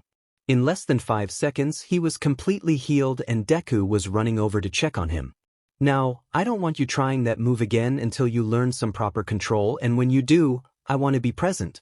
Understand?" she asked, cane raised threateningly. At his reluctant nod, she handed the boy a few gummy bears. As she walked away, Deku approached with a worried look. "Are you okay, Kaken?" he asked, holding out a hand to help him up. Katsuki's eyes narrowed at the offered hand. His first instinct was to swat it away and yell at Deku for thinking he was weak. However, he remembered what the mutt said after telling him about the log incident and how he took the gesture the wrong way. He sighed and took the nerd's hand. Yeah, I'm fine," Katsuki said as he munched on the gummies. "Thanks." He instantly regretted that last part as he saw Deku's big, tired eyes fill with tears and a crooked smile plastered on his dumb face. He rolled his eyes. "Come on, you crybaby. I've got more tests to kick your butt in," Katsuki said with a challenging smile and his hand up for a high five.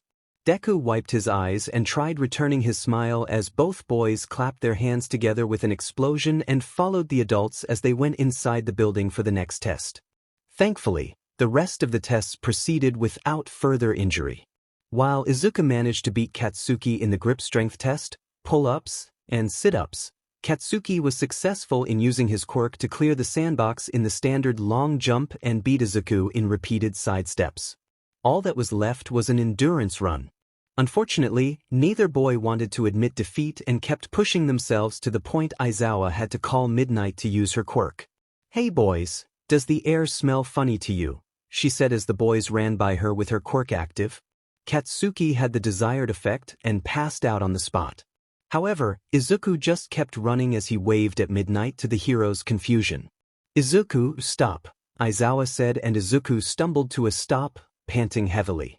As Midnight approached with more skin showing and her quirk on full blast, they were stunned as Midnight's quirk still had no effect on him. Once the gas had fully dissipated, Aizawa scooped Bakugo up and everyone went to the infirmary. "Well, it seems we found another aspect to Izuku's quirk," Aizawa sighed. The adults had gathered in a conference room with Nizu while Midnight was entertaining the children in the teacher's lounge. Indeed, Recovery Girl nodded. "My best guess would be due to his quirk shutting down his nerves. His neurotransmitters and ion channel proteins seem to be unalterable, making him immune to anesthesia and other knockout agents, and though I was unable to get a blood sample, we can assume his immune system has made it all but impossible for him to get sick. Honestly, we're lucky he wants to be a hero. In time, I honestly believe even All Might won't be able to hold a candle to him." Nizu hummed at that. "We should probably keep that little tidbit out of his file. We don't want the wrong people taking an interest in him so soon. Now, I think we should discuss the boy's training. Hound Dog has agreed to continue working with Bakugo and he will most definitely need help with his quirk." "I'll help the brat with his quirk," Piccolo said from his corner of the room. "He has potential and between me and Inui, we'll make sure he doesn't become the next Endeavor. One flaming asshole is already one too many." "Excellent," Nizu said. "And while Aizawa continues both boys' physical training, I'd like to take young Izuku under my wing." While both boys scored quite highly in the intelligence tests, Izuku's score was nearly off the charts. "I believe he would greatly benefit from my teachings." While Aizawa was uneasy about Nizu poisoning his sweet nephew's mind, he agreed to the plan. After physical training with him, Bakugo would train his quirk with Ma-sensei and Izuku would have lessons with Nizu. And that's how it was for 4 years, until Aizawa found a personal student of his own soon after the 𝐒𝐪𝐲 investigation, sitting at his desk surrounded by mostly All Might-related hero merch. An 8-year-old Izuku was muttering to himself while sketching the third-eyed hero, Triclops, in a notebook titled Hero Analysis for the Future, Number 4. He had spent the night going over a few videos 𝐒𝐲𝐵 sent him, listing the mistakes the heroes made and suggesting how they could have better utilized their quirks or countered the villains. While some might think it strange for someone so young to spend his sleepless nights doing research, Izuku was always a strange kid. Though he'd denied it for so long, he'd always been a quirk nerd, and for the past 4 years, 𝐒𝐲𝐵 had helped him refine his analysis hobby into a skill that even impressed his dad, a professional quirk analyst. He was adding the finishing details to a piece of support equipment that could theoretically help focus Triclops' psychic abilities when an alarm went off. Izuku looked over at his electric present mic alarm clock and sighed as he stretched and shuffled over to the nightstand by his bed to turn it off and get ready for school.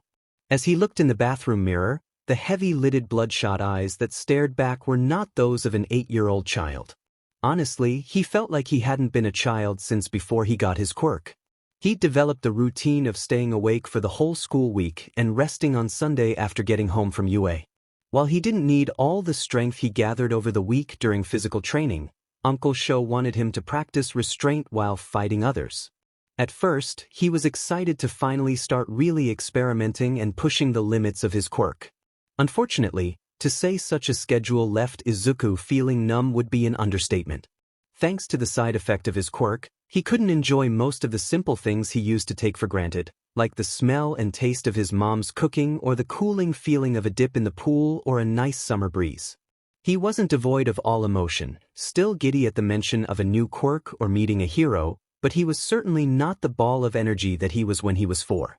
He was much more reserved, and his uncle had compared his disposition to that of a teenager, which his mom agreed with. She had tried to talk him into a more reasonable schedule, but despite how red and dark-lidded his eyes now were, she still couldn't say no to them. As he was brushing his teeth, Izuku noticed a couple of his hairs had started to turn white.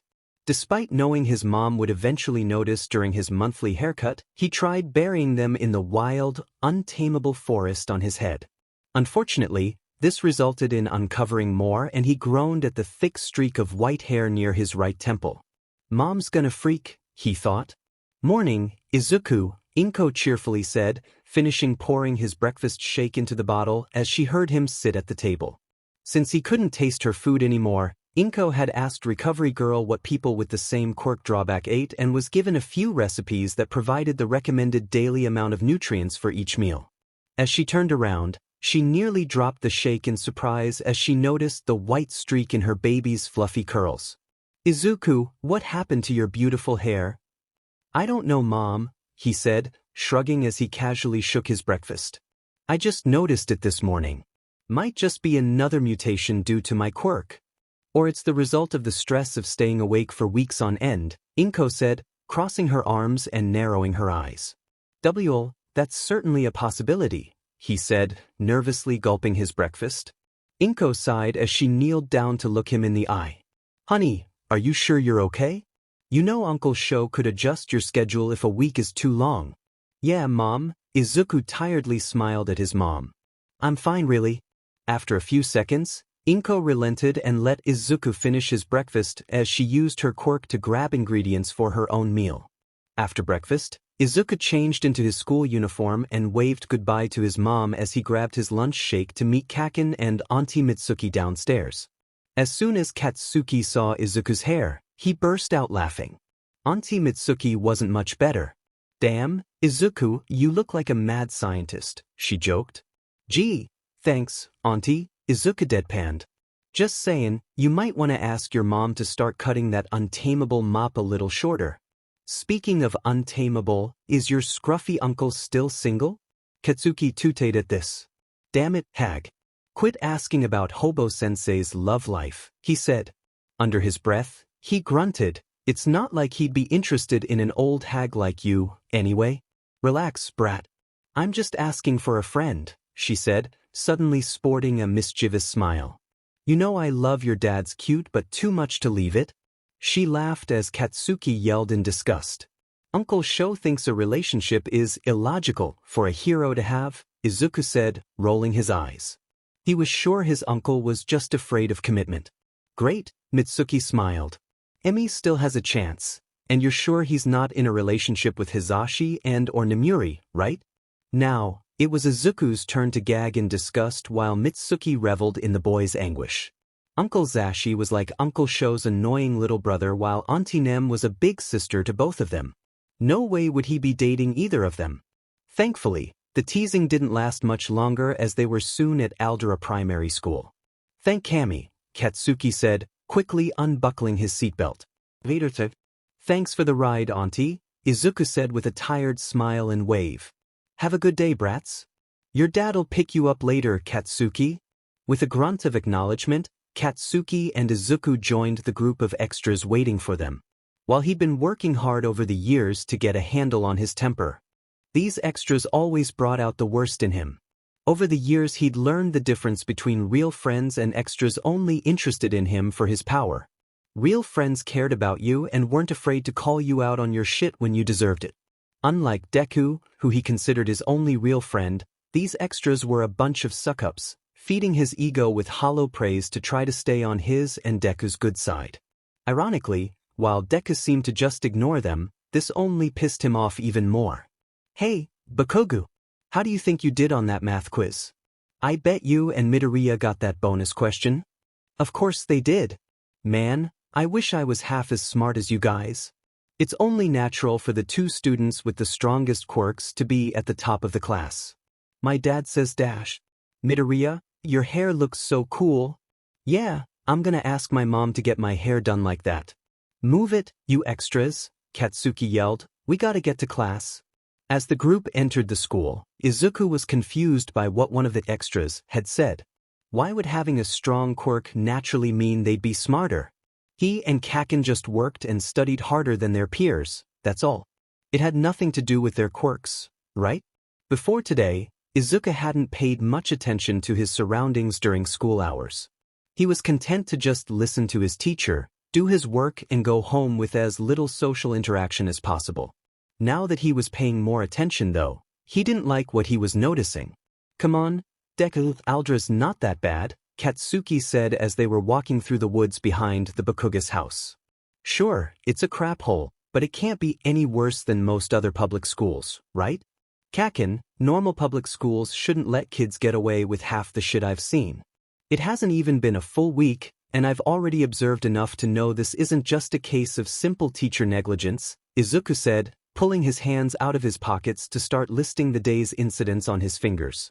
First, Freaky Fingers used his quirk to poke and annoy the girl next to him, and she gets in trouble for disturbing class when she grabs his finger and he screams like she broke it. Then, that kid at lunch with the fish mutation was clearly pushed by the guy with a metal jaw laughing at him, but the victim was reprimanded for dropping his lunch and warned about being clumsy. The creep who can yank out his eyeballs and his long-nosed buddy have been harassing a girl who can turn her hands into tentacles all week, but when she tried to report them, she was told it was just boys being boys. Izuku stopped walking and looked at Katsuki, eyes narrowed in disgust and fists clenched. Then, there's the shit boulders for brains said near the end of class today, about his dad believing the quirkless have no place in today's society. Sensei just smiled and nodded to himself as he read his book, like he was satisfied to hear his students spouting blatantly quirkist bullshit. Izuku then gave a tired sigh and shook his head. And I'm not even going to attempt to list all the examples of blatant illegal quirk use the teachers let us get away with. I'm telling you, Kaken, something's up with 𝐴LDRA. After a moment, Kaken sighed. Damn it, you might be right. Remember those two jerks I fought last year? I didn't even get detention for that. So, what's the plan? You gonna tell Hobo-sensei and the rat? Izuku shook his head. Not yet. I want to get some evidence first. He then donned a creepy grin that was very reminiscent of his uncle's. Wanna help the principal tie his own noose? Suppressing a shudder, Katsuki gave a feral grin of his own. Ha, ya nerd, he yelled as they shared an explosive high five. Let's take these fuckers down. The next day, Katsuki stormed past all the extras, shoving them aside and knocking eyeballs to the ground. While he did this, Izuku made sure his phone was hidden as he recorded the teachers turning a blind eye to his friend's antics. They were gonna see how bad Katsuki would have to get sent to the principal's office. While in class, he slammed his hands on Finger's desk while using his quirk to get him to stop bugging that girl. This resulted in Fingers finally being told off by the teacher, but Bakugo remained untouched. Next, Bakugo used his quirk to launch 𝗵𝗲 tray into his face. Again, no consequences despite the teachers seeing it. He even started a food fight that another kid whose quirk was having 3 faces got blamed for. Back in class, Bakugo went on a rant about how the strong should rule over the weak and how might makes right. While this was going on, the camera was focused on their sensei, who was nodding along and even complimenting Katsuki before saying they needed to get back to the math lesson. Katsuki was finally sent to the principal when he told Sensei to eat shit and howl at the moon. As he got up, Izuku slipped him his phone. "Mr. Bakugo, please, have a seat," the principal said in an oily voice. Bakugo stomped over with a scowl on his face. He honestly thought he'd never make it here with how every teacher acted like he was a model student all day instead of the brat he would have been if Hobo-sensei and the mutt hadn't set him straight.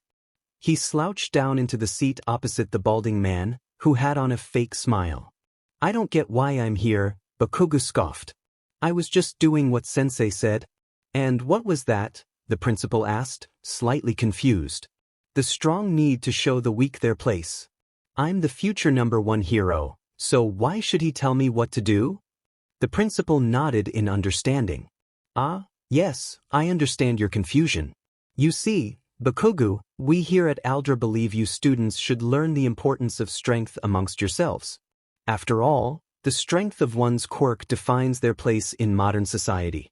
While it's alright to remind your peers of their place every now and again, we educators already know our place, serving the strong. We all know you and Midoriya are destined for greatness and we want to do our best to help you get there. Do you understand me, son?" Bakugo gave a fake smile of his own. "Oh yes, sir. I understand perfectly. Yeah, that place is fucked up," Bakugo said to Izuku as they made their way to UA after school. While they could have waited until Sunday to share their findings with their mentors, they both agreed the sooner they were done with 𝐴LDRA, the better. Shoyuta would like to think he's pretty much figured this teaching thing out. Sure, he wasn't perfect, but he's definitely better than when he started. While he had learned a lot from Ma-sensei, he had his own ideas on how he wanted to run his class. Admittedly, he may have been a little too tough on his first solo class, but heroics was a tough job and he believed these kids needed to take it seriously from the start or find a different career. He wasn't actually planning on permanently expelling anyone on the first day, and he was honestly impressed with how hard they worked to prove themselves during his QAT.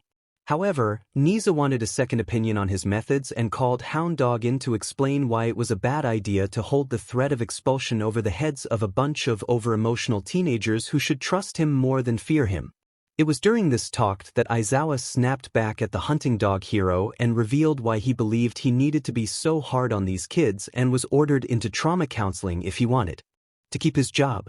While reluctant at first, he had to admit that it helped him gain some closure on Oboro's death and he was even starting to sleep better after only a few sessions. He still didn't coddle his students and threw them a few logical ruses now and again to keep them on their toes, but he was now more focused on helping these kids the best he can rather than obsessing over their potential deaths if they didn't know everything on their first day. Currently, he was in the teacher's lounge trying to nap in a corner before his patrol when he was woken up by Hizashi loudly greeting his 2 problem children in training. "Hi, lil listeners. What a nice surprise," Hizashi excitedly yelled as went to ruffle both boys' hair as 𝗧𝗵𝗲 and 𝗵𝗲𝗧𝗔𝗍 also got up to greet them. "To what do we owe the pleasure?" 𝗵𝗵𝗧𝗧𝗔𝗍 politely asked. Even though he couldn't see them, Sho knew Izuku was turning red at the sudden attention from the other teachers. Despite how reserved Izuku had become, he was still a child with social anxiety and a great admiration for heroes. "We need to talk to Hobo-sensei and the rat," Bakugo said. "Well, our resident bum is snuggled up in his usual spot," 𝗧𝗵𝗲 said, pointing his thumb at the now groaning Aizawa.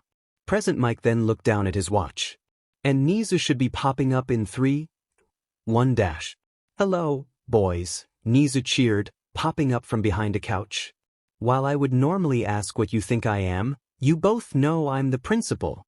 Both boys rolled their eyes at the eccentric mammal as Aizawa tiredly shed his sleeping bag and tucked it away, knowing he wouldn't be finishing that nap. As the others left to give the four some privacy, Nizu and Aizawa pulled up chairs opposite the green couch the boys were sitting on. Now, what seems to be troubling you two? Nizu asked. Our school is fucked up, that's what's troubling us. Bakugo scoffed as Izuku handed Nizu his phone.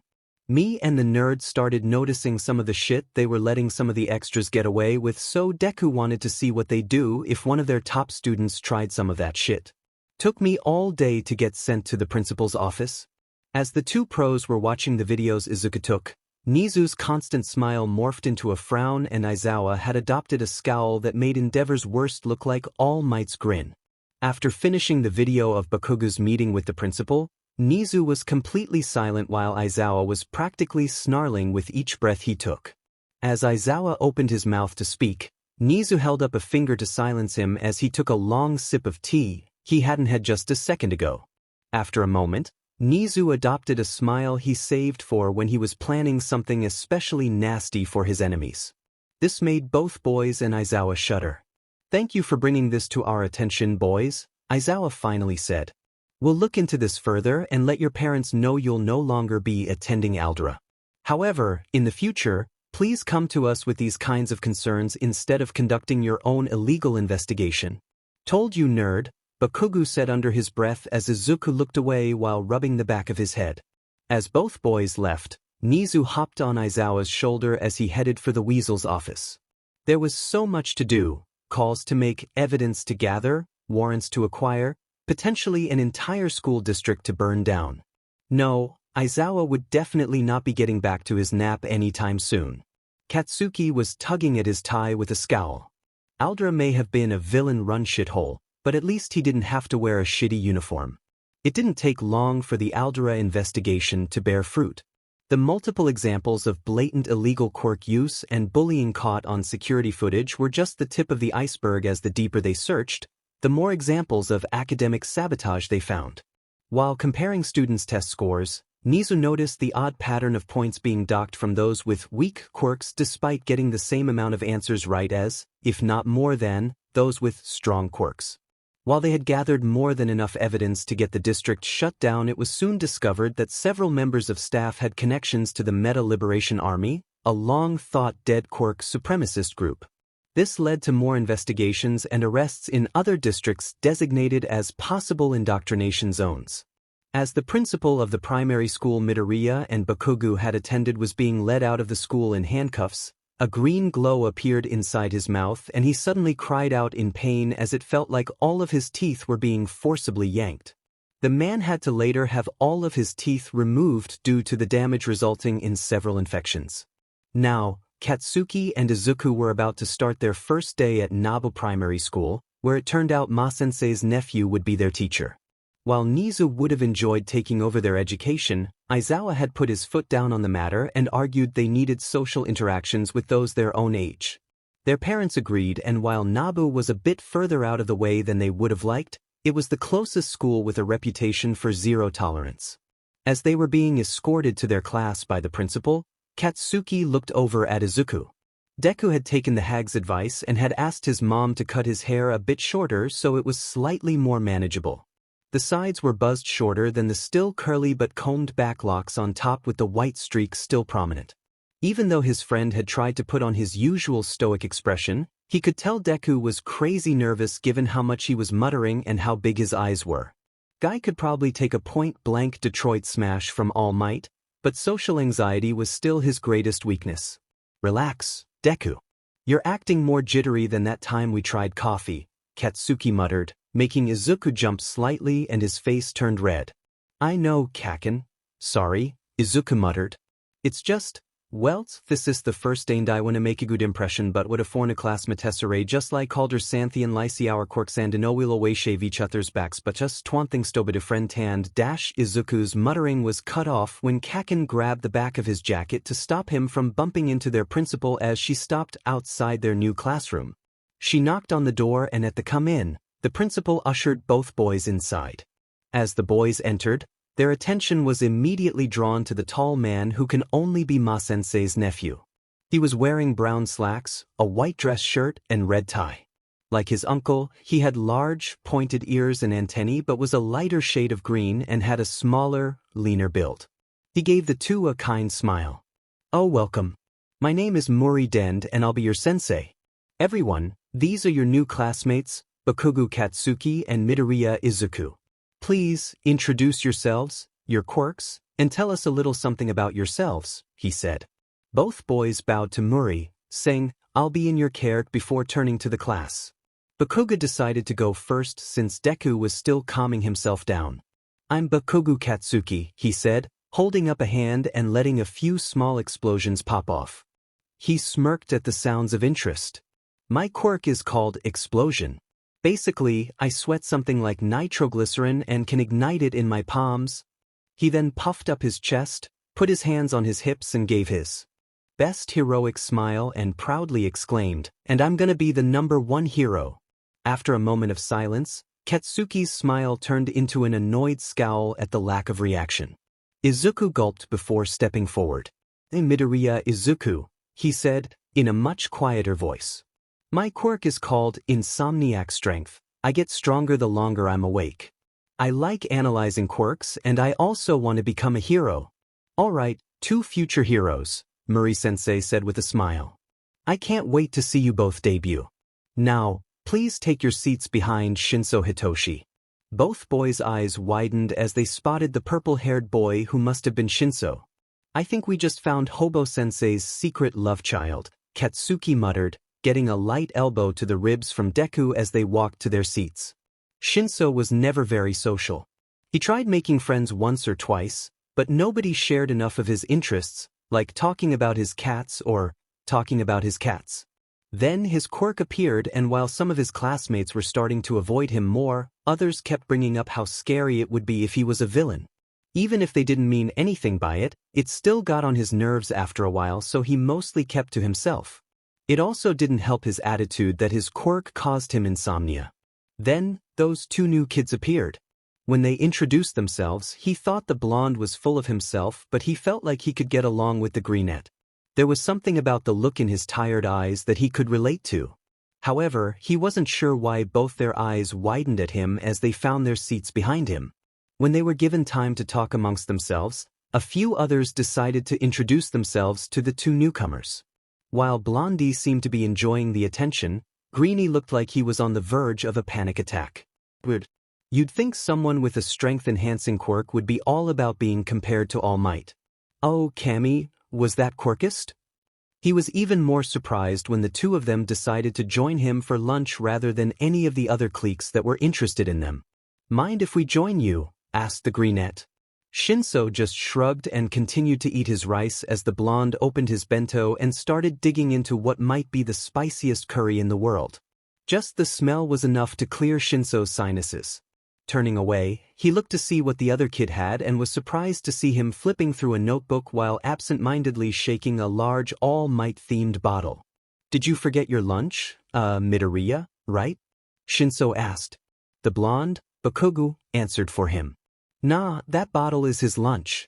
He mostly eats shakes or some other bland shit for some occasional solids." "Oh," Shinso said, looking back at the slightly red kid. "Some sort of special quirk diet or something?" Midoriya gave a motion with his hand as he took a swig of his shake. "It's more a matter of convenience rather than necessity. See, my quirk doesn't just enhance my strength, but also numbs my senses of smell, taste, and touch, and I only regain them for a half hour after sleeping. It'd be illogical for my mom to make meals for me I couldn't even taste." Shinso's eyes widened. "Wow, that kinda sucks." Before Shinso could apologize for his bluntness, Izuku gave a sad chuckle. "That's one way of putting it. Imagine having a quirk that could theoretically make you stronger than All Might but robs you of the simple comfort of your mom's hugs or dash. The feeling of a cat's soft fur on your fingers when you give them head scratchums," Shinso continued, a haunted look in his eyes. He didn't see Izuku and Katsuki share a look before both boys shrugged, and Izuku continued. "I can also stay awake for days before suffering from sleep deprivation. So, now that you know my quirk and you've already seen what Kakens can do, what's yours, Shinso? Izuku asked, not noticing the slight flinch the boy gave as he flipped to a clean page in his notebook. It's called brainwashing, Shinso said, rubbing the back of his head sheepishly. If I talk to someone and they answer me, I can take control of them. While he had been expecting one or both of them to either comment on how scary his quirk was or quietly find another table, he was again surprised by the blonde's simple reply of, neat, before going back to his lunch. Midoriya, meanwhile, suddenly looked a lot more awake as he looked at him with wide, curious eyes. Wow, what a cool quirk, he exclaimed, quickly writing something down. It'd be perfect for crowd control and hostage situations. How long does it last? How difficult is it to break out of? How many people can you control at once?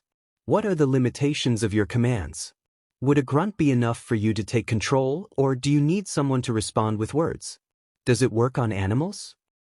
Does it work on someone with a quirk that turns them into an animal like Cow Lady or Dino Changer? Have you ever tried Dash? Shinso just looked on in awe while Katsuki chuckled to himself. Oi de. One question at a time, nerd. Cotton Head can't keep up, he said, Shinso giving him an odd expression at the nickname. Sorry, Shinso, Izuku said, blushing. Like I said this morning, I like analyzing quirks. But don't you guys think my quirk is kinda villainous? Both boys shared a confused look. Dude, Endeavor's quirk is called Hellflame and he's the number 2 hero, Katsuki deadpanned. There's no such thing as a villainous quirk, Cottonhead. If anything, it's the name that sounds villainous, and if you're so worried about it, change the name to something like Hypno Voice or something. Yeah, the way you described your quirk doesn't really sound like brainwashing, said Izuku, starting to sketch Shinso, who suddenly had a slight smile. Either way, it'd still be a useful quirk for hero work. Shinso frowned. But, don't you need a flashy quirk to be a hero? Only if you're aiming for the top like us, Bakugo said, shrugging. There's tons of heroes who don't have flashy quirks who still make it, like Manual. You could also go underground, like Hobo-sensei. Shinso cocked an eyebrow at this as Izuku rolled his eyes. He's talking about my uncle.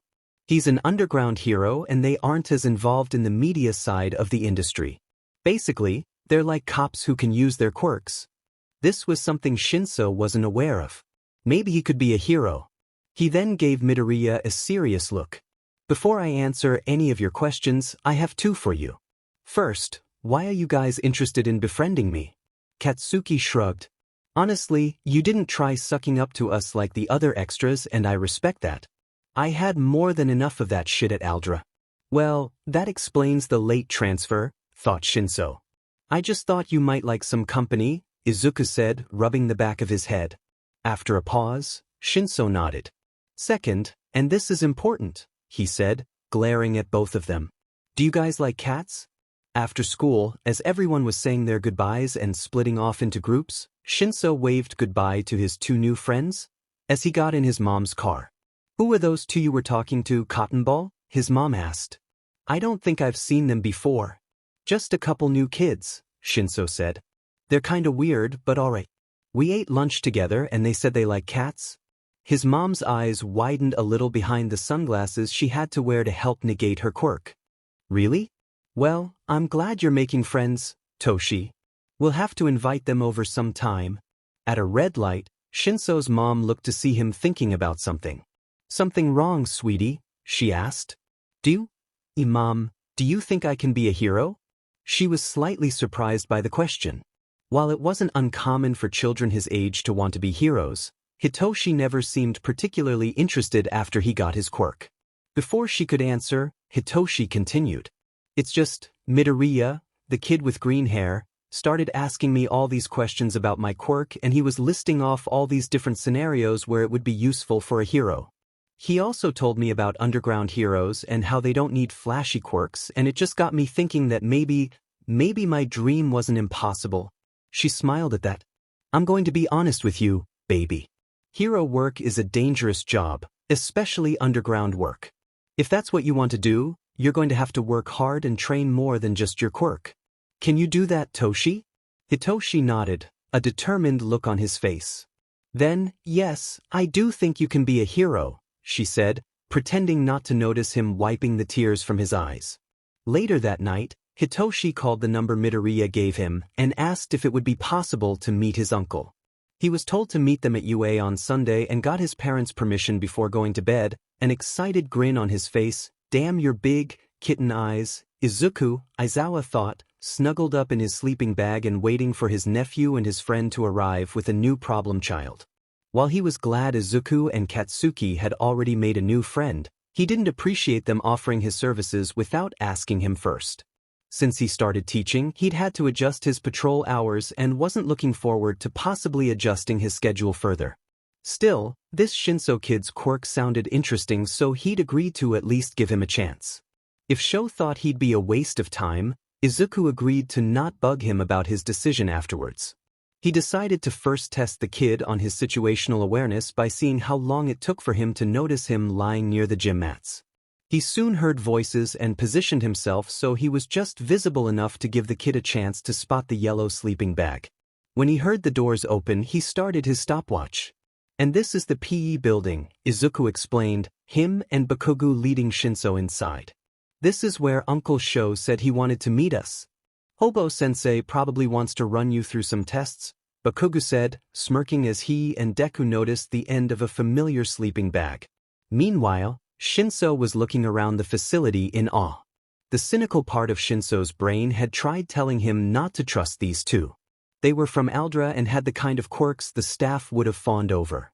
No way would a couple of lucky, entitled brats want to genuinely befriend him, let alone help him become a hero. Thankfully, he didn't listen to that part of his brain. Despite the short amount of time they'd known each other, the three boys had become quite close. While he still thought Bakugo was a bit too full of himself and could do without the nicknames, Midoriya was a good counter to the loud blonde, and for all of Bakugo's faults, he was a loyal friend. When a couple of their classmates had invited the two new kids to join them for lunch instead of having to sit with the creepy kid, Midoriya had to hold the blonde back from literally exploding at them. When asked why he did that, especially since it ended with him getting a warning and promises of detention the next time he used his quirk on school grounds, Bakugo just scoffed, saying nobody insults his friends but him. Now, he was at UA to meet a real pro hero about possibly training him. While he didn't know much about Izuku's uncle, not even his hero name or quirk, they had warned him he was a strict teacher and had only reluctantly agreed to meet him. Well, Shinso would just have to go plus ultra and show this guy he wasn't a waste of time. Looking around the facility, he couldn't believe the amount of equipment available. From the different machines to the various weights to the giant, yellow slug to the new weight, the what? As he cautiously approached the strange creature, he failed to hear his two friends' attempts at muffling their snickers. When he went to poke it, Shinso jumped and fell backward as it turned to reveal a tired, scruffy face sucking on a jelly pouch. He blushed as Izuku and Katsuki burst into laughter and the scruffy man slowly unzipped his sleeping bag. 3 minutes, 17 seconds, Aizawa tiredly said, standing up and looking down at the boy, unimpressed. It took you far too long to notice me. Also, if you notice something you think looks out of place, your first instinct should be to alert someone, not poke it. Shinso gulped. While he wasn't sure what to expect from the man, he had to admit Bakugo's nickname for him was pretty fitting. You too, Aizawa said, getting both boys' attention as they calmed down, will be skipping our normal morning exercises. Nizu and Ma-sensei are waiting for you. After an explosive high five, both boys left. However, while Bakugo left through the door they'd all entered through, Midoriya opened a secret hatch on the floor and chuckled as he dropped down into it. As Shinso openly shuddered, Aizawa suppressed his own. Aizawa cleared his throat, once again getting Shinso's attention. My name is Shoyuta Aizawa, the Erasure Hero, Eraserhead, and I'm going to be running you through a series of physical tests, Aizawa explained, tossing a ball in one hand. You will complete these to the best of your abilities, and if I feel like you're not taking these tests seriously, I will call your mother to pick you up. Like you, my quirk is non-combative, so I had to train myself physically and mentally to help even the playing field. My training is difficult and I refuse to waste my time on someone who thinks they can coast by on good enough. Do I make myself clear? After another gulp, Shinso looked up into Aizawa's eyes and gave a resolute nod. Yes, sir, he said. Good, Aizawa said, tossing the ball to Shinso, who fumbled to catch it. Follow me. As he led the boy outside to the pitcher's circle, Aizawa hid a small smile behind his scarf. There was a hunger behind the kid's tired eyes that reminded him of his own when he had approached Ma-sensei about helping him get into the hero course. The main difference between the two was Shinso wasn't waiting to fail some biased exam to get help achieving his dream. In Gym Gamma, Big Green was watching as Bakugo used his quirk to dodge and shut down multiple circular drones shooting concussive blasts. He'd spent years perfecting his control over the size and power of his explosions until he was able to rocket himself around the gym with relative ease. After hitting the off switch on the last drone, Katsuki did an explosive backflip, panting once he landed. Take 5, brat, Ma said, tossing Bakugo a water bottle and towel. As Katsuki was gulping down his water, one of the drones activated again and tried shooting him from behind. However, Bakugo dodged and let out a loud die as he destroyed it. You do remember the parameters of the exercise, right? Ma asked, smirking as Bakugo sulked. Turn off the fucking drones without destroying them, Katsuki grumbled through clenched teeth. But that one shouldn't count. Said we were done. I said to take 5, Ma shrugged. You're the one who assumed I meant minutes. Bakugo sputtered before huffing in defeat and grabbing a broom. He should know by now not to let his guard down around Ma-sensei. You know, you should really work on a different battle cry, Ma said as Katsuki cleaned up his mess. What the fuck's wrong with my battle cry? Katsuki asked, sounding genuinely confused. Kid, if you're serious about becoming the next All Might, you should know a big part of the ranking system comes down to popularity. You really think parents are gonna want their kids looking up to someone who yells, die, and cusses between every other sentence? Damn it, I hate when you're right, Katsuki sighed as he dumped the remains of the drone in the scrap bin. So, what do you suggest I do? Ma-sensei shrugged. For the swearing, just substitute it with other words. As for the battle cry, just try yelling whatever words come to mind. There's a big, blue idiot in America that goes around yelling spoon and his fans love it. Scrunching up his face, Katsuki finished his water. He then threw the empty bottle into the air. Whamadoodle, he cried as he used his quirk to destroy the bottle. We'll work on it, Piccolo said dryly. He then cracked his knuckles and got into a battle stance. Now, let's see how well you've been working on your hand-to-hand. This is quite wonderful, Midoriya-kun, 𝗍𝗓 said, admiring the entry on Shinso. I can't wait to see you boys testing some of these ideas. Also, I see your lessons with Kiyama-san are certainly paying off. Thank you, sir, Izuku said, taking a sip of his hot water. Putting the notebook aside, 𝗍𝗓 hit a button and his desk opened to reveal a square board with a grid pattern and small, round stones on either side, green for Izuku and white for 𝗍𝗓. So, do you think Aizawa-kun will accept your new friend? 𝗍𝗓 asked, not even looking down as the clacking sound of stones hitting the wooden board in quick succession echoed throughout the office. No doubt about it, Izuku said, looking intensely at the board as the clacking was starting to slow down. They're kindred spirits. Besides, even if Uncle Sho turns him down, Kaken and I will still help him. I would expect nothing less from you too, 𝗍𝗓 chuckled. Also I win. 𝗍𝗓 started laughing as Izuku banged his head against the desk in defeat. Don't fret, my boy, 𝗍𝗓 chirped as he reset the board. You are greatly improving. I almost had to try that time. Izuku just sighed as the sound of stones clacking once again filled the office. After several more games, Izuku was released and given the names of 5 new heroes to analyze. As he was looking over their profiles, he took the familiar path to the nurse's office. Meeting up with Kaken after Recovery Girl was done healing him and lecturing Big Green about pushing the 8-year-old too hard, they both started walking. So, what did you break this time? Izuku smirked without taking his eyes off the notebook he was scribbling in. I didn't break anything, Deku, Katsuki huffed. At Izuku's incredulous look, he explained further. Okay, I destroyed one drone, but I didn't break any bones. During sparring with Green Sensei, I did a backflip, landed wrong and twisted my 𝗵𝗃𝗄𝗏 ankle. Fraggin? Izuku questioned with a raised eyebrow. I'm trying to break the 𝗵𝗃𝗄𝗏 habit, Katsuki said, turning his head to hide his blush. Anyway, we should go check on Cottonhead. Hobo-sensei's gotta be done with his hazing by now, right? Shinso was on his back, panting heavily after finishing the run. He had done it. Every test Aizawa gave him, he gave his all. But was it enough? Well, unsurprisingly, your results were either average or below, Aizawa drawled, making Shinso's heart sink. I'll work with Recovery Girl on an exercise and meal plan for our next session. I'll also have to talk to Izuku and my brother about how best to train your quirk. That made Shinso shoot up to sitting position. Why you mean dash? Shinso asked. The only way I would have rejected you was if you slacked off or gave up, Aizawa said, offering Shinso a water bottle which he gratefully accepted and started chugging. You've got a tough road ahead of you, especially if you're planning on going underground, but you don't have zero potential. See you next week, kid? Shinso watched as Aizawa walked away and couldn't believe it. He was really going to be trained by a hero. He then collapsed back to the ground with a smile. Not long after, Bakugo and Midoriya were looking down at him. You okay, Cottonhead? Katsuki asked, offering him a hand which he happily took. Yeah, just exhausted, Shinso explained, getting to his feet, shakily. You good to walk on your own, Hidden? Midoriya asked, looking concerned as his friend looked a little unsteady. Yeah, 𝗧𝗵𝗲. Hitoshi questioned. Izuku blushed and looked back down at his notebook. Sorry.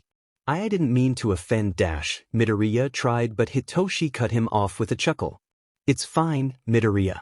I like it, Shinso said with a small smile as Izuku beamed at him. Come on, Deku, Katsuki said, rolling his eyes. Let's get Cottonhead to the old lady. If we're lucky, he's suffered from heat stroke. I'm sorry, how is that lucky? Shinso asked, eyebrows raised. Midoriya chuckled. Because, Hitchan, there's nothing more amusing than watching a small, old lady chewing out a professional hero over reckless teaching while hitting them with her cane. As the three boys walked back to the school, Aizawa was watching them from one of the windows and sighed. What a tiresome trio, he thought with a sad smile as he remembered another trio of friends. It was hard to ignore the parallels, the loud blonde, the insomniac loner, and the optimistic glue that held them together. Before he could start worrying about them suffering the same loss their group did, his phone vibrated. Zashi, drinks tonight at the lair with Nem. You in? Me? Will Emmy be there? Zashi. I neither confirm nor deny. Aizawa rolled his eyes. This wasn't the first time his friends tried to set him up with joke. It's not like she was serious about wanting to go out or marry him, right? Oh, what the hell? Me. Tell joke she gets one chance. Zashi. 𝗬𝗓𝗓𝗧𝗓? Aizawa smiled. Maybe a relationship wouldn't be the most illogical thing in the world. Shinso was not having fun. He was tired, sweaty, covered in bug bites. That spray did nothing, and his back and feet were killing him. Who the hell would do this for fun? Hurry up, Cottonhead. Yeah, Hitchan. We want to set up camp before lunch. Oh, right, Shinso thought. My two crazy friends. This was supposed to be his first official week of training, but Aizawa-sensei had to cancel due to a mission. He was told to try being more physical outside of training, and that's why he accepted his friend's invitation to go camping. He'd never gone camping before, but since it's just the woods behind Bakugo's house, he'd be close enough to civilization if he decided to chicken out. Unfortunately, Shinso underestimated how much land the Bakugos owned. As it turns out, the fashion industry pays very well, and they've been walking for close to an hour to get to their perfect spot, as Katsuki and Izuku called it. When he asked how their parents were okay with a bunch of 8-year-olds camping on their own so far away, they reminded him that quirk use was legal on private property and their parents trusted they could handle themselves. I don't get theft carry so much, Shinso panted. While Midoriya's pack was the largest, Bakugo's was half the size Shinso's was. 'Cause you're the one who needs the exercise, String Bean, Bakugo said. Not my name, Shinso weakly grumbled. He then lost his footing and fell forwards, his pack pinning him down. Midoriya ran over to help while Bakugo was busy laughing his ass off. You okay, Hitchan? Midoriya asked. Peachy keen, Shinso grunted into the dirt. After Izuku lifted the pack off his back like it weighed nothing, 𝗫𝐿 lifted his head and tumbled backward when he saw what he almost landed on. "Oh, relax, Cottonhead," Bakugo said. "It's just a dead squirrel." "That's the 5th one this week," Midoriya said, helping 𝗫𝐿 up and brushing him off. "I'm starting to think this isn't one of your neighbor's cats, 𝐭. Think we should set a trap?" "I don't think it's a cat at all, guys," 𝗫𝐿 said, cautiously observing the carcass. "How the frag can you tell? Do you have any idea how many presents I've gotten over the years from my cats?" 𝗫𝐿 asked in a deadpan. "In my experience, cats don't cut their prey down the middle like that." Looking closer, the two others saw what 𝗫𝐿 meant. It looked like someone sliced the squirrel open with a knife. Not wanting to think about this, 𝗫𝐿 shook his head. "Whatever, it's probably just some other animal." He then turned to Izuku. "Hey, Greenie." "Yeah." Izuku's eyes suddenly glazed over and his face turned blank. "Carry me in my pack," 𝗫𝐿 ordered. As Midoriya obediently complied, Katsuki looked on with an unimpressed expression. At first, Deku had to beg Cottonhead to use his quirk on him. Now, he was more than willing to put Deku under any chance he got. "What?" 𝗫𝐿 questioned innocently as Midoriya held him in a princess carry. "You said we can use our quirks, right? Besides, this is good practice for both of us." Shaking his head, Bakugo just continued walking while 𝗫𝐿 ordered Midoriya to follow. However, Katsuki couldn't get the idea that someone was killing animals behind his house out of his head. He'd definitely have to tell the old man and the hag about this. "Phew. That was exhausting," 𝗫𝐿 said, wiping the sweat from his brow after releasing Izuku, who sputtered. "Why, I was doing all the work," Midoriya indignantly exclaimed. "Yeah, and fighting my quirk the whole time," 𝗫𝐿 said, rubbing his temples. "Do you have any idea how exhausting it is to dash? Where did you get that notebook?" "It's best to just assume he has one on him at all times," Katsuki said, unloading Izuku's pack and beginning to set up the tent. As Izuku went into mutter mode and started writing about the experience, 𝗫𝐿 was looking around the area. He had to admit, this was the perfect spot. Not too much or too little sunlight, a fire pit that seemed to get regular use and a stream not too far away. Maybe this wouldn't be so bad. 30 minutes later. "I regret everything," 𝗫𝐿 thought after being judo thrown for the 5th time. While Izuku was getting firewood, Katsuki offered to show him some moves. "You're getting better, Cottonhead," Katsuki said, offering a hand up. "Your hip check was almost fast enough to counter me. Come on, one more time before the nerd gets back." Sighing, 𝗫𝐿 got into the stance Katsuki taught him. However, before either of them could make a move, Izuku came back dragging a large log. 𝗫𝐿 then dropped his guard only to be once again flipped by Katsuki. "I hate you so much," 𝗫𝐿 deadpanned, glaring up as Katsuki smirked down at him. Rolling his eyes at his friends, Izuku added the log to the pile he'd been gathering and walked over to help 𝗫𝐿 up. "Hey, I'm just trying to prepare you for when you start your training with Hobo-sensei in earnest," Katsuki said. "Believe me, you don't want to be caught off guard by any of his logical ruses, though I'm starting to get why he and Green-sensei like pulling them so often." "Green-sensei?" 𝗫𝐿 wondered to himself before shrugging and following Katsuki over to the pile to help pick out some kindling for a fire while Izuku broke apart the larger logs with his bare hands. After using a series of smaller explosions to light the fire, Katsuki dug into the cooler and pulled out a package of hot dogs. "I'm gonna go get us some water," Izuku said, grabbing a large filtration tank and heading for the stream as his friends started cooking their hot dogs. Cammy, sometimes he was glad he couldn't taste anything. However, he knew he'd be back to missing it later tonight when his friends were making s'mores. As he was filling up the tank, he considered taking a nap later since the point of this trip was to help 𝗫𝐿 be more active while allowing him and 𝐭 to relax. However, he jumped when he heard a loud squeaky noise. Running across the river to investigate, he soon found a dead rabbit bleeding out the neck. Upon further inspection of the fresh wound, Izuku was sure it was caused by a blade. Not spotting any sign of the culprit, he cautiously returned to collecting his water while contemplating his next move. However, had he looked up, he would have noticed a girl with shoulder-length blonde hair and yellow, cat-like eyes looking down at him from near the top of a tree, admiring his pretty, red shoes. "They could be so much cuter," she thought with a hungry, fanged smile as she rubbed her bloody box cutter with her thumb. Later that night, long after the boys had extinguished the fire, she found herself sneaking into their camp.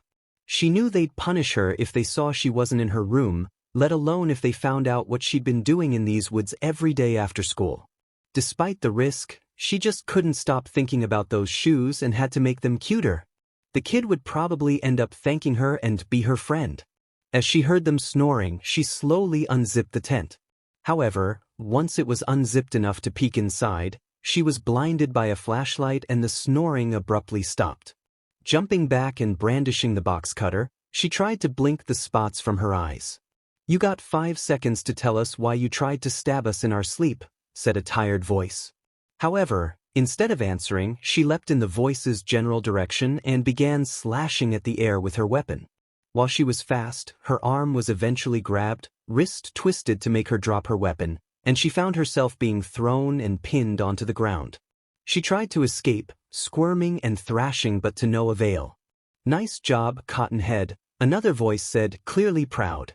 She looked up to see her new friend standing with a blonde kid and craned her neck back to see the purple-haired kid that was pinning her down. The green-haired kid crouched down. "Who are you?" he asked. "And why the hell are you killing animals in my backyard?" the blonde angrily asked. "I needed somewhere far away to feed without them finding out," the girl said, still struggling and ignoring the first question. "I'm sorry. I didn't know anyone owned these woods. Please, I wasn't gonna hurt you. I just wanted to surprise you by making your shoes cuter. Please, let me go." She had to get free. They couldn't find out she was here. They couldn't find out she wasn't normal. The 3 boys shared a look. "Who is them and why would they be upset about you eating?" Izuku asked, having a feeling he knew the answer. She frantically shook her head, tears in her eyes. She couldn't tell them. Wouldn't believe her. They'd tell them and she'd be punished and her head wouldn't stop hurting and... "Hey," Izuku quietly said, making her look up at him.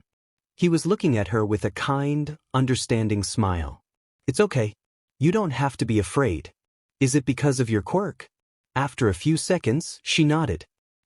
I need blood," she said, guiltily. "And your parents won't let you have any?" the guy on top of her asked. She shook her head. It's not normal to want blood. Ooh, but if I don't get any, my head starts to hurt and I hear things and think about things I don't wanna and dash." Suddenly, her mind fogged over and the purple-haired guy was off her back. "Sleep," his tired voice echoed in her head. And just like that, she was asleep. "Alright, she's pretty cute," Sho admitted as he stroked the fluffy white fur of the albino skunk curled up in his lap. "See? I told you you'd love Blossom," Ms. Joke said as she played with another skunk on the floor of the cafe. While a late-night skunk cafe wouldn't have been Sho's first choice for their second official date, he could see why this place was Emmy's favorite animal cafe. It was a nice place to relax before his mission tomorrow. Unfortunately, it seemed he was enjoying himself a bit too much for the universe's liking because his phone started ringing. Checking the ID, he groaned at seeing Bakugo's name. Knowing the brat had a sleep schedule he rigidly abided by, he knew this couldn't be good. "Bakugo, what dash? Yeah, you told me you were going, wait, how many dead animals?" That last part made Emmy look up from the round belly she was rubbing. "Wait, you all knew it was a knife wound but didn't think to..." He then sighed at whatever the person on the other end said and began pinching his eyes. "They find... What happened next?" "Oh, wait, Shinso did? Really? And you're sure it was all on private land?" "Okay, where are you now?" "Your place? And she's still asleep. Okay, call the police and ask for a man named Tsukachi. Tell them Eraser's calling in a favor and to contact me. Alright, bye." Running a hand down his face and tiredly sighing, Sho gave Blossom a few final pats before pushing her off his lap to her displeasure. "Sorry, Em, but I gotta go," Sho said, grabbing his jacket. "Everything okay?" Emmy asked, getting up while the skunk she was playing with was trying to get her attention again. "Just my nephew and his friends making my life harder," Sho sighed, heading for the door. "Mind if I tag along?" Emmy asked, to which Sho shrugged. "If you can keep up," he smirked, jumping and using his scarf to grab onto a nearby fire escape to help fling himself to the top of the building. Grinning, Emmy ripped off the bottom half of her dress to reveal the baggy shorts of her hero costume. She then tapped her heels together twice to reveal the hidden springs in her boots and bounced in place to gain some momentum before launching herself after her man. "Toga Himiko," 𝗧𝗏𝗄𝐻 said, handing a file to Aizawa. They were at a hospital, waiting outside Toga's room for her to wake up on her own. 10 years old and only child to a well-respected family. Officially her quirk is classified as a minor cat mutation. While the doctors say she shows some signs of minor malnutrition, there's no mention anywhere about any special dietary requirements. So, either she's lying, Aizawa started, flipping through the file. Or her parents are, Emi finished, a scowl on her face that Sho thought looked out of place. It could also be psychological, 𝗧𝗏𝗄𝐻 shrugged. Using a quirk as an excuse for violent urges isn't uncommon. Sho sighed. Well, we won't know for sure until the kid wakes up. Did the boys' statements clear? Yep, they're all in the clear, 𝗧𝗏𝗄𝐻 nodded. Shinso used his quirk with prior permission from the Bakugo, and the other two backed up the story that he only used it to calm Toga down. However, you should probably have a talk with them about handling these kinds of situations on their own. What's the point? Sho scoffed. They didn't listen after they blew the whistle on 𝐴LDRA and Shinso's already starting to pick up their bad habits? Emi choked on her coffee. They helped take down 𝐴LDRA? Bakugo and Izuku did. Yes, Sho said, smirking into his scarf. Didn't I mention that? As she pouted, Sho continued talking to the detective. So, where are the boys? The cafeteria, 𝗧𝗏𝗄𝐻 said, pointing a thumb down the hall. The Shinsos took their son home already, but Izuku and Katsuki are waiting for you with the Bakugo and Midoriya-san. Nodding, Aizawa left, followed by joke as 𝗧𝗏𝗄𝐻 went back into Toga's room to wait for her to wake. Ooh, already introducing me to your family, Emi teased. How sudden. Don't you think we ought to slow down a bit? Says the girl who asked me to marry her the day we met, Sho scoffed. Besides, my nephew's been dying to meet you. He has a few questions about your quirk. Fanboy, huh, joke beamed. Can't wait to meet him. Oh, you poor fool, Aizawa thought. 𝗧𝗏𝗄𝐻 looked up from his paperwork when he heard the shuffling of hospital sheets. Toga was starting to wake up, and while he'd normally have to wait for her parents to question her, the boy's statements about her behavior gave him reasonable suspicion about the girl's living situation. He inched his chair closer to her bed and got out his notebook and pen. Hello, Miss Toga, 𝗧𝗏𝗄𝐻 said softly as her eyes fluttered open. How are you feeling? Quirk, 𝗧𝗪-. She groggily began but stopped as she started to realize this wasn't her bedroom. Her eyes suddenly widened in panic as she tightly gripped her sheets, and 𝗧𝗏𝗄𝐻 put up his hands in a placating manner. It's all right, he said. You're okay. Nobody's going to hurt you. My name is Detective 𝗧𝗏𝗄𝐻, and I just want to ask you some questions about tonight, okay? Toga timidly nodded, eyes narrowed as she examined her sheets. Before we begin, I'm legally required to inform you that my quirk is called lie detector, meaning I can tell when someone's lying. This made her eyes shoot up. Why, I mean, as long as I tell you the truth, you'll believe me, she asked, almost desperately. As long as it's the truth, he nodded with a friendly smile. He saw the girl start to tear up and handed her a tissue. Let's begin with an easy question, 𝗧𝗏𝗄𝐻 started, readying his pen. What is your quirk? Himiko looked away. My parents said to say I have a cat mutation, she timidly said, pointing to her eyes. Odd phrasing, 𝗧𝗏𝗄𝐻 thought, writing it down. And is that all your quirk is? The eyes and fangs? Why yes. But 𝗧𝗏𝗄𝐻 slightly twitched at that and looked up at her. She was watching him intensely, likely testing to see if his quirk really could pick up lies. Why did your parents want you to lie about your quirk? He asked and noticed the girl's eyes widened. She then looked down guiltily. Because my quirk makes me a monster, she said, once again tearing up and scowling. My parents wanted a normal child with a normal quirk? Does your real quirk involve consuming blood? 𝗧𝗏𝗄𝐻 asked as he handed the girl another few tissues. She nodded. When I drink someone's blood, I can become them. I found out about it when my cousin got a pee paper cut. I just looked so pretty and yummy, and before I could stop myself, I was sucking on his finger until someone had to pull me off. I noticed my hands looked different and ran to a mirror to see his face melting off of me. Melting? When my Q quirk wears off, The skin, clothes, everything that made me look like someone else turns into gray sludge. It's kinda gross and so not cute. The boys said you told them you needed blood or you suffer from headaches, correct? Yes. Do your parents know this? Himiko scoffed. They wouldn't believe me. Some quack told them it was just psychological and they couldn't take me to a quirk specialist because that would reveal my real quirk. 𝗧𝗵𝗲 was gripping his notebook a little tighter. Did these people really value their reputation as a normal family over their daughter's mental and physical health? This poor girl and the rest of society was lucky the boys encountered her before she had a complete mental breakdown. Please don't make me go back with them, she said, almost pleadingly. Miss Toga, Himiko, I can assure you that I will do my best to make sure you will never have to live with the Togas ever again, 𝗧𝗵𝗲 reassured her, to which she smiled hopefully. After a few more questions, 𝗧𝗵𝗲 left the room to let Himiko get back to sleep. He was ready to start a report on the Togas and call a quirk specialist when his phone rang. Detective 𝗧𝗵𝗲, he answered.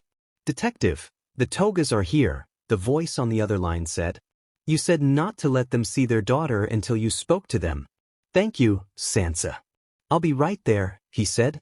After everything Himiko told him, he was going to make sure he kept his promise. Miss Himiko, there's a couple visitors here to see you. Would it be all right for them to speak to you? The nurse asked. After the girl sitting crisscross on her bed watching cartoons and happily sucking on a blood bag nodded, a shaggy-looking man in black and a smiling lady with seafoam green hair entered the room. It's been a little over a week since she was admitted and Himiko was feeling and looking so much better. The hospital's court counselor had confirmed her need for blood wasn't merely psychological and that it didn't have to be human, though she needed less if it was. She had also asked the staff and any visitors to call her by her given name since cutting ties with the Togas. Hello, to Himiko, the shaggy man with the scarf said. My name is Aizawa Shoyuda and this is Fukukato Emi, aka the Smile Hero, Ms. Joke.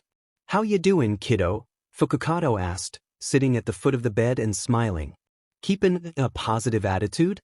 After a brief pause, Himiko snorted at the bad pun while Sho groaned.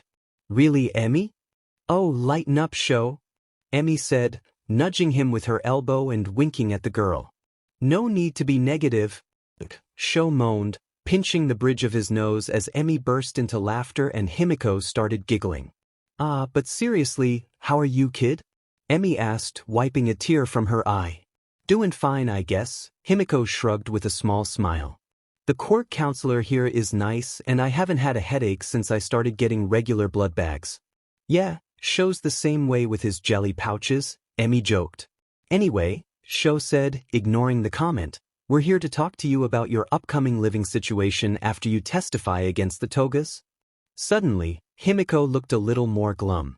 The lady from the CGC said I'd have to go into the foster system. Honestly, I don't care where I end up as long as I'm far away from the Togas. Placing a hand on Himiko's, Ms. Joke looked at her with a sympathetic smile. How about living with us? Really? Himiko asked, eyes wide. But why? Why not? Emi casually shrugged. All UA teachers are licensed to foster, we have plenty of space, and I'm an adventurous foodie, so it'll be fun trying different blood-based dishes. Besides, I know firsthand how shady some foster homes can be behind closed doors.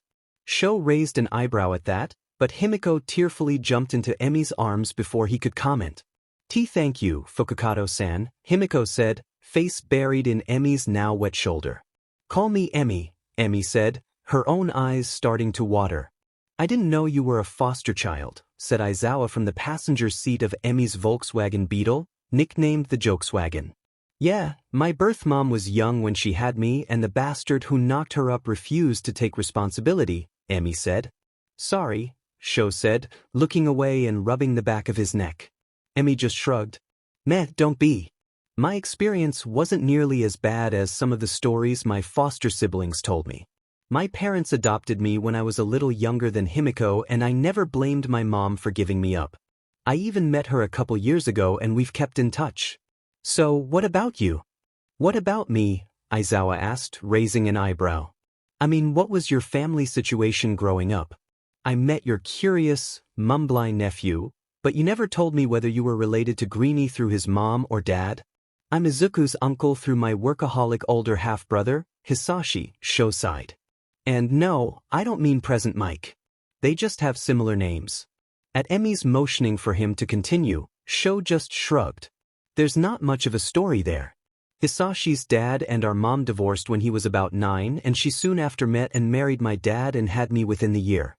He wasn't the worst big brother in the world, but we still got on each other's nerves.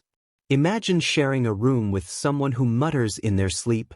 Was Hisashi like Izuku as a kid? Emmy asked, to which Shota scoffed. You kidding? The only difference between the two is Hisashi was never interested in being a hero. Dragon breath isn't quite as strong as it sounds, and he'd always complain about getting a dry throat whenever he used it. No, while Izuku's planning on using his analysis to help him become the #1 hero, Hisashi devoted all his time and effort to becoming the world's #1 quirk analyst. He even figured out the reason my hair floats while my quirk's activated is so it doesn't obscure my vision.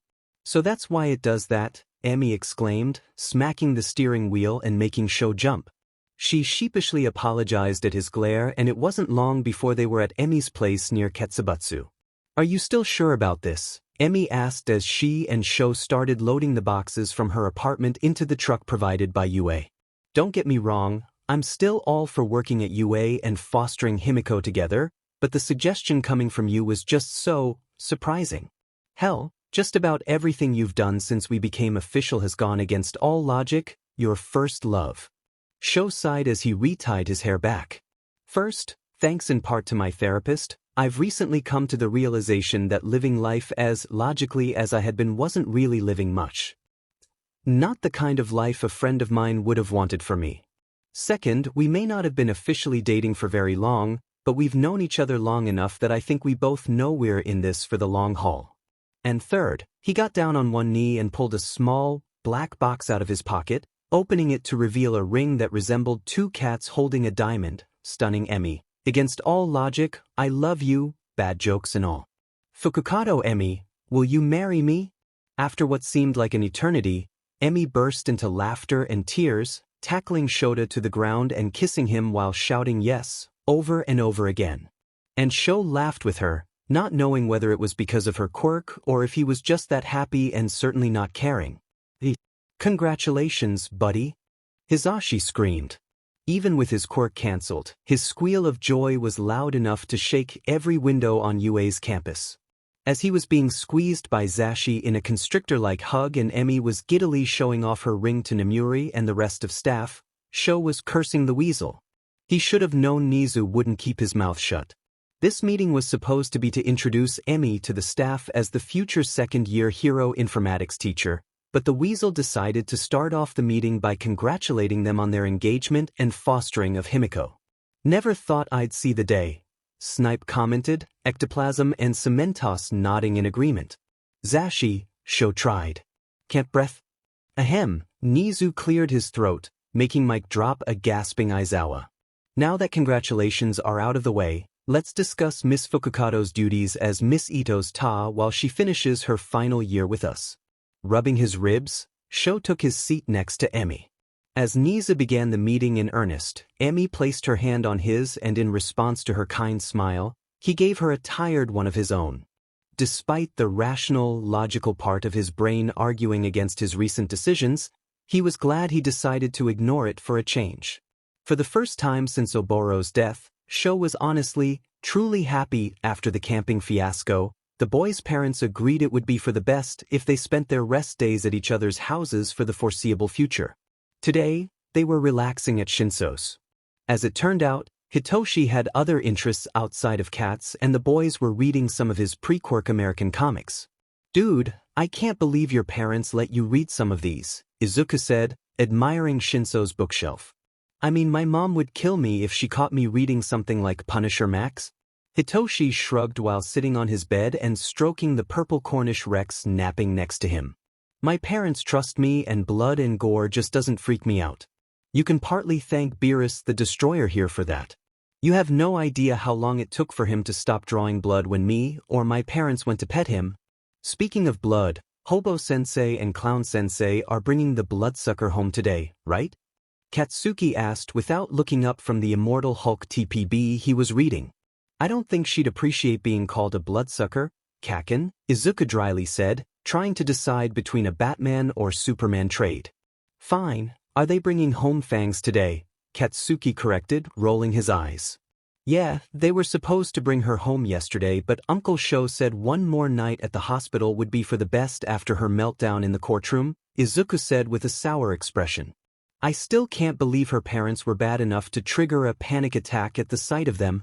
I still can't believe Aizawa-sensei and Ms. Joke are a thing, let alone going to be raising a kid together, Hitoshi said, not pausing his petting of Beerus as he continued reading an old issue of Radiant Black with one hand. I was more surprised he was the one who asked her to marry him, Izuku said. Anyway, Uncle Sho said he wanted us to wait till tomorrow to officially introduce us so she can spend today settling in. I'm also not allowed to ask her about her quirk yet, so I'm counting on you guys to stop me from going into a mutter storm. Like either of us have any chance of stopping you from doing anything, Shinso muttered under his breath. Makes sense, I guess, Katsuki shrugged from his spot on the floor. I mean, we all saw her freaking out about her quirk while Baggy Eyes was pinning her to the ground. Do I prefer Baggy Eyes to Cotton Head? Shinso wondered to himself until he heard a crash. The fuck? Katsuki exclaimed. Damn it, Kampa, that better not have been the treat jar again, Shinso tiredly muttered to himself as he got up to check on the noise. As the now awake Beerus glared at the two remaining boys like he would destroy them if they approached, Izuku looked up from his Batman to smirk at Katsuki. That's another 10, Kaken? Damn it, Katsuki grumbled, getting into position. He was regretting telling his friends about his challenge to do 10 push-ups for every swear. Just as he was finishing his set, Shinso came back carrying another purple Cornish Rex, though this one was rather overweight. Either of you guys want a cat with an eating disorder, Shinso dryly joked, plopping Kampa down on the bed and sitting between his two cats before they could do more than make annoyed noises at each other. Himiko still couldn't believe this was her life now. After almost 6 years of trying to suppress her urges to avoid upsetting her parents the Togas, it was so surreal to not only be allowed to drink blood, but even encouraged to. Now, she was gulping down blood bags like Aizawa gulped down those gross jelly pouches. You okay back there, kiddo? Emmy asked from the driver's seat of her totally cute Jokeswagon. Why yeah, Himiko responded, pausing her chewing on the ear of the green bunny stress toy she was given so she would stop making her bottom lip and cheek bleed. Just, you know, a little anxious? That's only logical, Sho said with a nod, eyes closed and arms crossed. Your life has changed so much in such a short amount of time. I'd be more surprised if you weren't a little anxious. This past week has been like a dream, Himiko said, before shuddering slightly. You know, except for yesterday. I just keep feeling like I'll eventually wake up locked in that room with an aching head. Don't worry, kiddo, Emmy said, confidently as she tightly gripped the wheel. I promise, yesterday was the last time you'll ever have to see the Togas. I hope so, Himiko said quietly as she continued to absent-mindedly gnaw on the ear. Tell you what, how about we spend tonight getting you comfortable and we can have a girls' day out tomorrow to buy some decorations for your room, Emmy proposed, to which Himiko excitedly nodded and grinned, fangs on full display. Sho smiled to himself. A relaxing night before his patrol sounded nice. Meanwhile, at the on-campus residence of Aizawa Shoda and Fukukado Emmy. Artiste, is the banner finished? Mike called out. Finished and handing up, Blondie, UA's visual art teacher declared with a thumbs up. Looking up at her work, Mike grinned and returned the thumbs up. Perfect. Now, all we need is Lunch Rush to bring the dash. Behind ya. Hot. Lunch Rush said, carrying a large pot and being followed by several robots carrying different dishes. 2 minutes, 17 seconds, Yamada, Nizu cheerfully announced from the couch where he was tracking the Jokeswagon on his phone and petting a one-eyed, white kitten with a scar like his own named Nettie. I think we're all set, Zashi, Midnight said as she and an out-of-costume 13 finished tying balloons to a banister. Mike grinned and clapped his hands. Places, people. Let's give this kid a plus ultra UA welcome. Yeah. God damn it, Hizashi, Sho muttered under his breath as they exited the car. Standing outside his and Emmy's new house and grinning like idiots was almost the entire staff of UA in civilian clothes. "Welcome home, Himiko," everyone shouted, matching the large, colorfully animated banner hanging above them.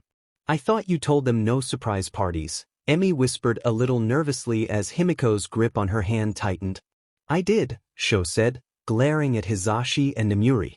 Meanwhile, Himiko was eyeing the approaching blonde and Violet with caution. "Emmy, are these people?" Himiko whispered, moving a little closer to her guardian. "These are some of our co-workers," Emmy calmly explained.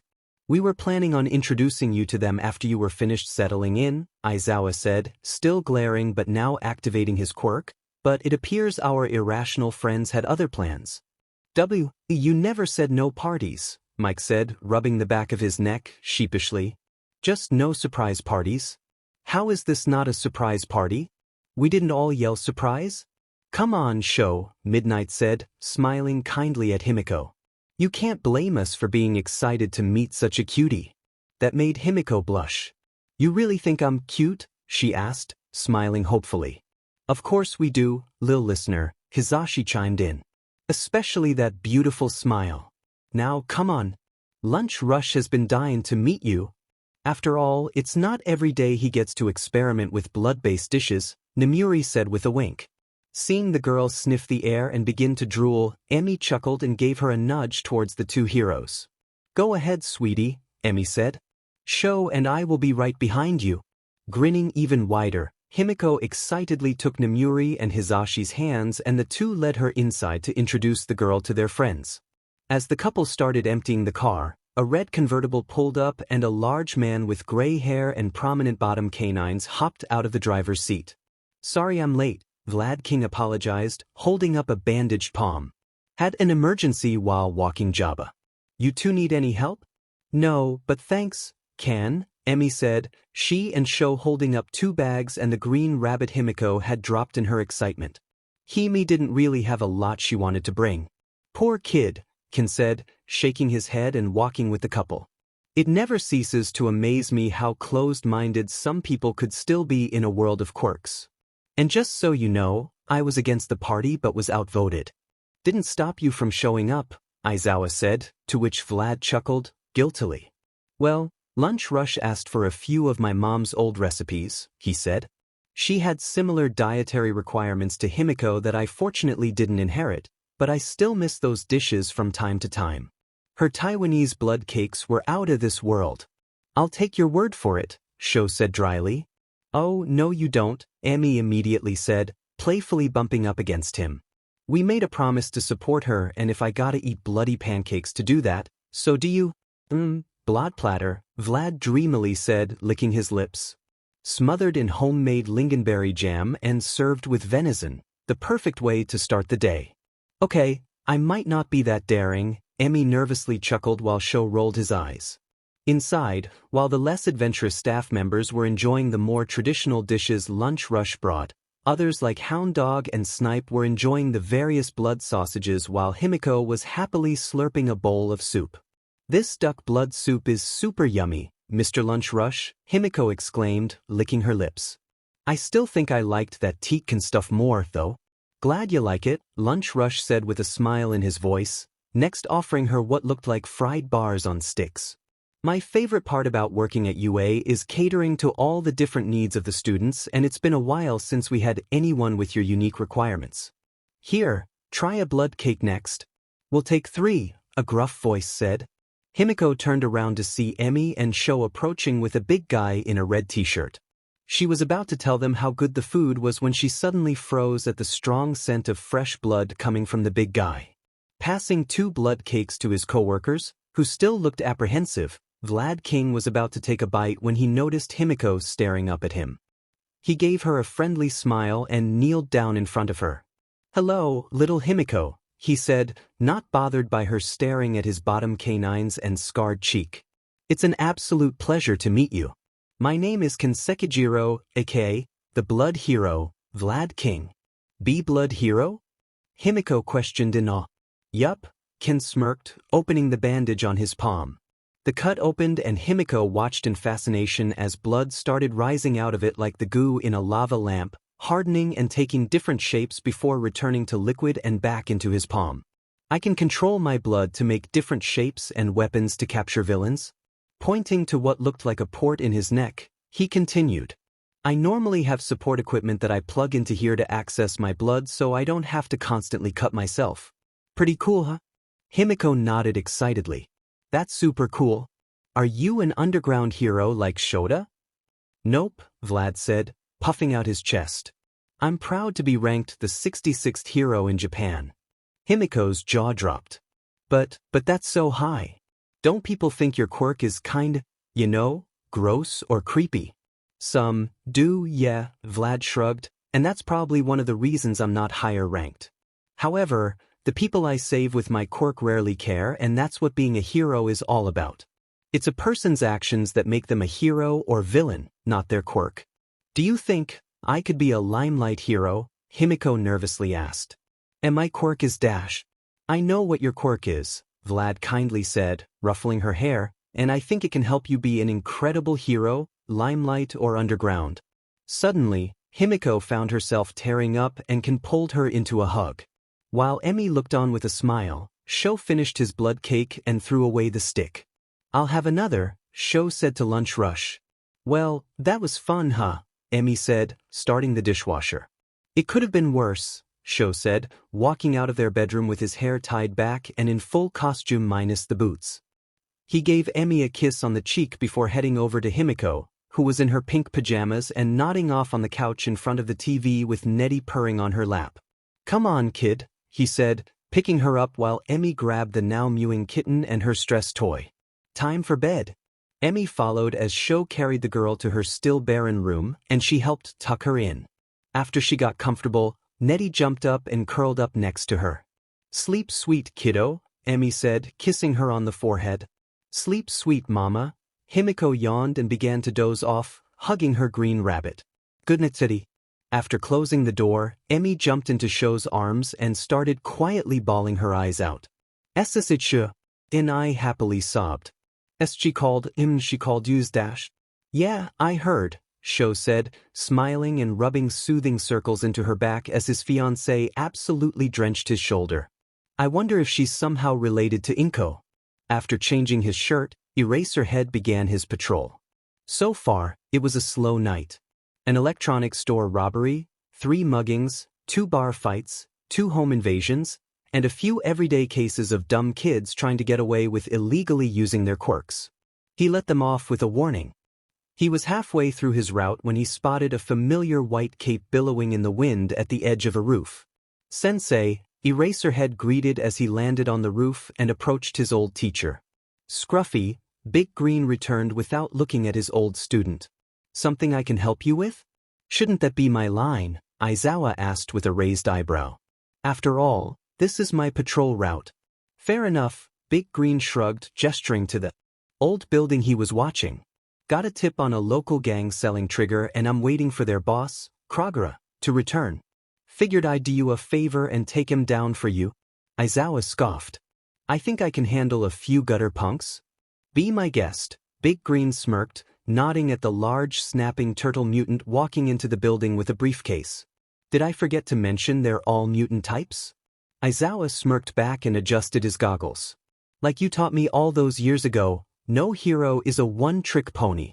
Eraserhead then jumped and used his scarf to swing across the street and sneak in through an opened window while Piccolo continued watching and listening. He heard Eraserhead quietly choke someone out, then saw the building's lights go out. Soon enough, there were gunshots, glass shattering and shouts of pain. He then heard a distinct 𝗧𝗵𝗃 sound and a roar before he saw his student being violently thrown through a window. Not even a second later, the leader of the gang burst out of the building, larger and using flames shooting out of where his arms and legs were to fly. 𝗏𝗏, the villain roared into the sky, flames shooting out of his mouth.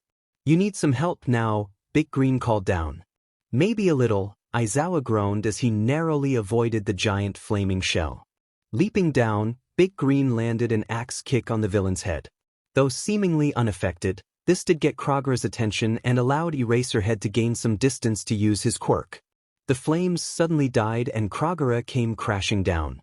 While the monster was confused, Big Green charged in and began delivering powerful energy strikes to his plastron while avoiding 𝗏𝗏's claws swiping at him. When Aizawa had to blink, he wrapped his scarf around the villain's beak to avoid him using his fire breath, and with Big Green's help, the two pulled and slammed his head into the pavement. After repeating this process a few more times, they finally succeeded in knocking the villain out and watched him shrink as the trigger wore off. "Thanks," Aizawa said, readying his hair back. "If you want to thank me, feel free to handle the paperwork," Green said, walking away as they both heard sirens approaching. "See you tomorrow, kid. And by the way, congrats on your engagement and the kid. I expect a good seat at the wedding." Aizawa watched as his mentor stretched one of his arms to the top of a building and swung around a corner. "He's so cool," Sho couldn't help muttering to himself. "I like food 'cause it is yum. I will put it in my tummy," Emi hummed to herself. She had just finished setting the table and had begun plating her family's breakfast when she heard Himiko walking behind her. "Good mornin', sweetie," Emi cheerily called as Himiko made her way to the table. "How'd you sleep?" "All right," Himiko yawned, hair a mess and Nettie in her arms. Emi wasn't sure whether she was lying or not, given what Hound Dog told her about night terrors. "What's for breakfast?" "It's called a full English," Emi explained, setting the plate down in front of her before opening a can of wet food for Nettie. "Bacon, sausage, scrambled eggs, grilled tomatoes and mushrooms, baked beans, toast, black pudding, 𝐒𝐻𝐸, breakfast blood sausage courtesy of Lunch Rush, and a tall, cold glass of orange juice mixed with pig's blood to wash it all down." Himiko had put Nettie down and was practically drooling, trying to decide what to eat first when she suddenly covered her nose. Emi realized why when the front door opened. "Morning," Sho tiredly greeted as he kicked off his boots. "What smells so good?" "You." "Definitely not you, hun," Emi said, joining their daughter and pinching her nose shut. Sho sighed. "I had to chase a villain through the sewers," he explained, putting his capture scarf in a special washer by the door. He tried to kiss his fiancée on his way to the coffee machine, but Emi blocked him by making an X with her arms. "Nope. No kisses or coffee until after your shower, mister," Emi commanded with Himiko rapidly nodding in agreement. "Can I drink my coffee in the shower?" Sho half-heartedly asked, trying to mimic Izuku's kitten eyes. He got his answer when Emi's eyes narrowed and she stamped her foot while pointing towards the bathroom. He then shuffled past her, shoulders slumped and head hung in defeat. "And don't forget to empty your utility belt before throwing that uniform into the incinerator," Emi called back, putting on a rubber glove before picking up his boots and throwing them into the metal trash can with a fire symbol on it. After closing the lid, a red light on the can turned on, and within seconds, the boots were nothing but ash and the light turned green. This and that special washer for his scarf were the best requests to 𝐒𝐻𝐫 I ever made, Emi said, smiling as she sat down to eat across from Himiko. "Hey, Emi Himiko started, but was interrupted by Emi. "You know, you can call me and show Mom and Dad if you want," Emi said, smiling at the now blushing girl. "It's totally fine if you don't want to, but we won't mind if you do." "All right, Himiko said. "When we go out today, can we get a Vlad King poster?" "Of course we can," Emi said. "I know just the store and I bet Kim would even be willing to sign it for you." "You really liked him, huh? What did you think of the rest of our friends?" "Well," Himiko started, taking another bite of her black pudding as she considered her answer. "They're all okay. I liked Kayama and Tsukuru and thought Nizu was funny and kinda cute, but Yamada was kinda loud. Inui was nice, but Ken's definitely the coolest. He doesn't care what people think of him or his quirk. I wish I was like that." "We'll work on your confidence with Inui," Emi said. "Now eat up. We've got a big day ahead of us and a UA credit card to max out." Not long after both girls were finished eating, Aizawa came out of his bedroom wearing pink sweatpants and a ratty black shirt with the faded word, "My Hero Costume," written on it and carrying a disposable bag. "There was a time I could have been covered in week-old fish guts and I'd still have to beat her back with a stick," he grumbled to himself as he dropped the bag containing his old uniform into the incinerator. "Oh yeah, I remember that mission," Emi said, kissing him and handing him his plate while he poured his coffee. "That was one of your first assignments while interning under His Purple Highness, right?" That restaurant was a front for that villain with a shrinking quirk. What was his name? Captain Pipsqueak, 𝐻𝐸 said after taking a gulp of coffee. And it wasn't a front. The restaurant was a legitimate attempt at trying to retire from villainy. Too bad chum isn't considered an FDA-approved ingredient for those without special quirk needs. Yeah, you'd think someone who claimed to have gone to college would know something like that, Emmy chuckled. Anyway, Himi, why don't you go take a shower and then we can get going? Okay, Mom, Himiko said, skipping to the bathroom as Nettie followed. Mom, 𝐻𝐸 smirked behind his mug at Emmy, getting misty-eyed. Shut up and eat your bloody breakfast, 𝐻𝐸, she said, wiping her eyes with a crooked smile. Damn it, why can't I get them right? Himiko grumbled in front of the mirror as she undid her hair for the 10th time. This used to be so damn easy before dash. You alright? 𝐻𝐸 asked, making Himiko jump. She turned to see the underground hero leaning lazily against her door frame. Can you get Mom, please? She sighed, brushing out the knots. I need some help with my hair. I actually know a bit more about styling hair than Emmy, you know, 𝐻𝐸 said, pointing to his own pulled-back hair as he approached. What are you going for? I was trying to make my hair look like it did before the togas told me I was too old for the style, Himiko admitted. 2 messy buns with 2 bangs framing your face, right? 𝐻𝐸 asked as he began fanning out her hair with his hands, shocking the girl. I remember seeing some pictures of you when you were younger. He then grabbed 2 clumps of hair and with a quick turn of his wrists, had flawlessly recreated her old, cute hairstyle. Himiko was speechless. Is that okay? 𝐻𝐸 asked, a little nervous at her lack of reaction. Suddenly, Himiko jumped out of her chair and pulled him into a tight hug. It's perfect, she said, grinning up at him. Thanks, 𝐻𝐸. Call me Dad, 𝐻𝐸 said, smiling as he returned the hug and patted her head. Now, come on. Your mother's waiting for you and I need some sleep before the problem children arrive. After the 2 girls said their goodbyes, 𝐻𝐸 collapsed onto the couch and Nettie jumped onto his back. Just like your namesake, you're a pain in the back, Nettie, 𝐻𝐸 thought, wincing as Nettie dug his claws into his back, trying to get comfortable. Mom, who are the problem children? Himiko asked. Is Daddy in a band or something? Emmy couldn't help snorting. No, sweetie, they're a group of kids 𝐻𝐸 trains on Sundays, she explained. He calls them problem children because they have a habit of sticking their noses into situations that usually end with him talking to the police. Are they UA students? No, they're about your age. One of them is actually 𝐻𝐸's nephew and the other 2 are his friends. If we get home early enough, I'll introduce you. Do you think they'll like me? Himiko asked, nervously fiddling with her new chew toy. I mean my quirks dash. Bup. Emmy interrupted, wagging a finger at her behind her seat. None of that. These boys don't judge anyone based on their quirk. 𝐻𝐸's nephew loves all quirks and I'm sure he'll be positively giddy to learn all about yours. Himiko smiled before going back to chewing on her toy. By the way, did 𝐒𝐳 mention his plans for your education? Yeah, he said something about wanting to tutor me for the rest of the school year before returning to regular school a grade behind next year, Himiko said. I think I'd like that. The headaches made it hard for me to concentrate and I could use some help catching up. Good, Emmy said as she parked. Welp, here we are. Stan's place? Himiko questioned, reading the sign above the large, red and blue building. The best place to get hero merch, Emmy explained with a grin. If we can't find any Vlad King merch here, we won't be able to find any anywhere.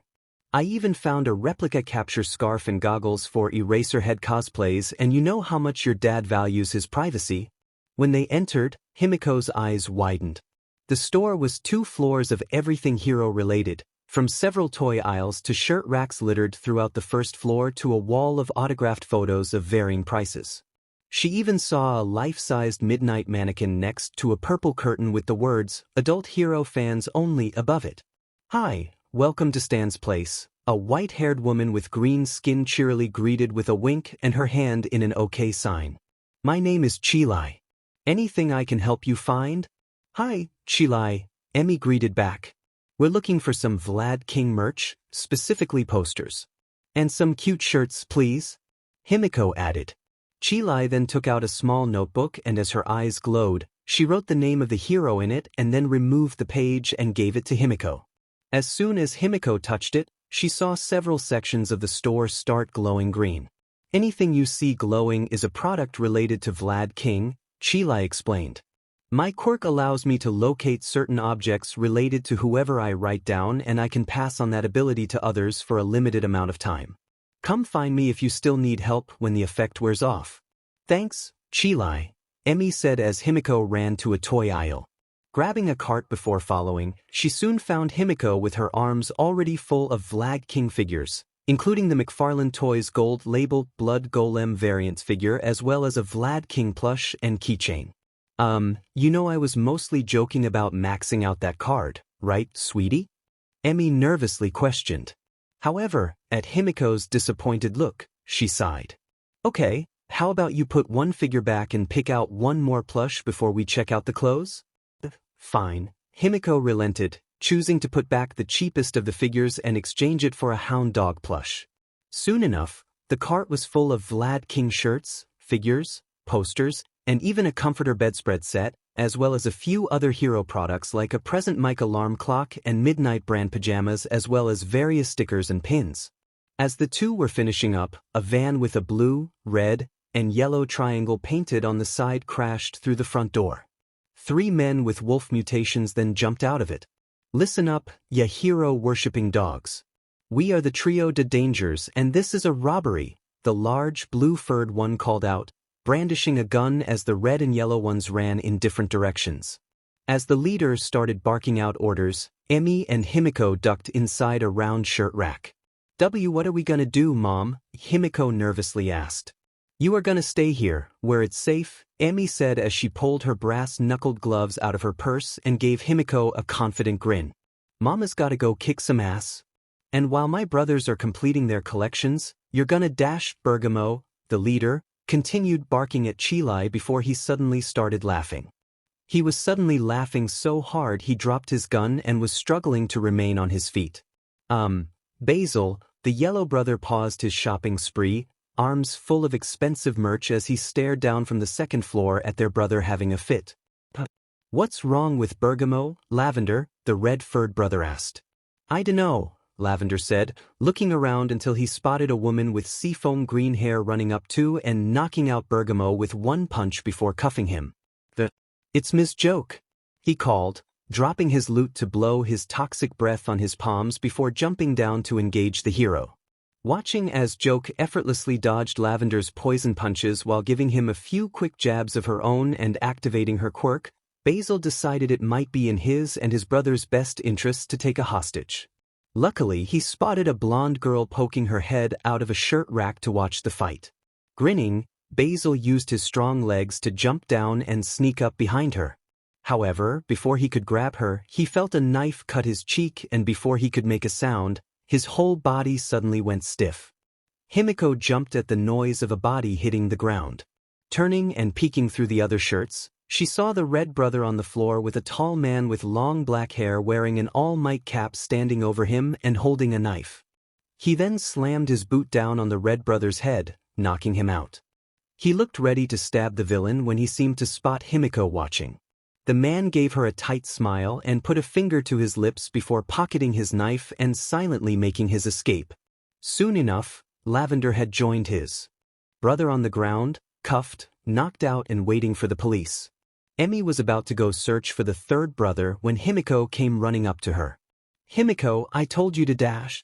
I know, Himiko interrupted, panting, but the red one tried sneaking up behind me but some other guy knocked him out before running away and dash. All right, calm down, Himi, Emi said, placing her hands on her shoulders. Now, are you sure he's knocked out? Himiko nodded.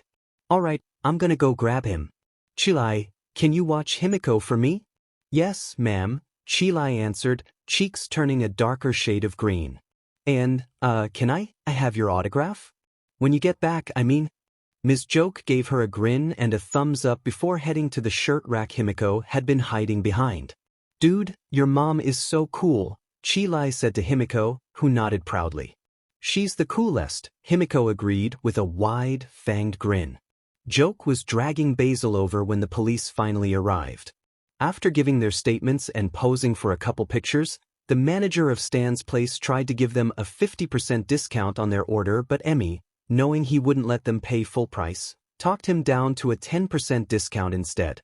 Well, that was fun, huh? Emi joked when they got to their car.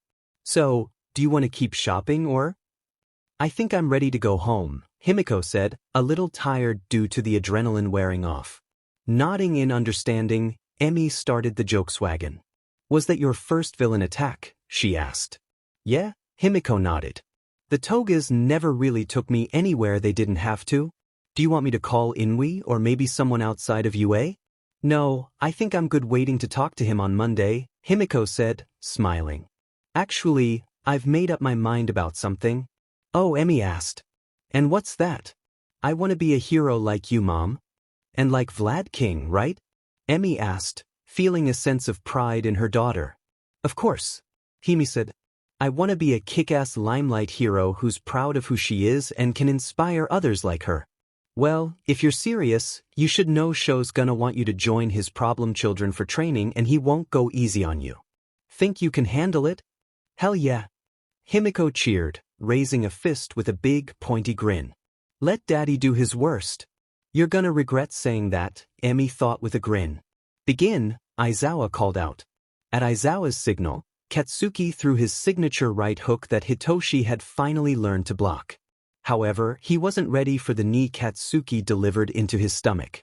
Falling backward, Hitoshi rolled to avoid Katsuki's axe kick and was soon back up. Quickly getting back into his stance, Hitoshi and Katsuki continued trading blows until Hitoshi tried a kick of his own.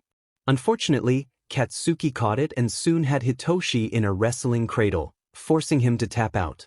Alright, that's enough, Aizawa said as Katsuki helped Hitoshi up. Shinso, good effort, but your kicks need some work. That's gonna be our main focus today. Bakugo, nice takedown, but you need to break that habit of opening with a right hook.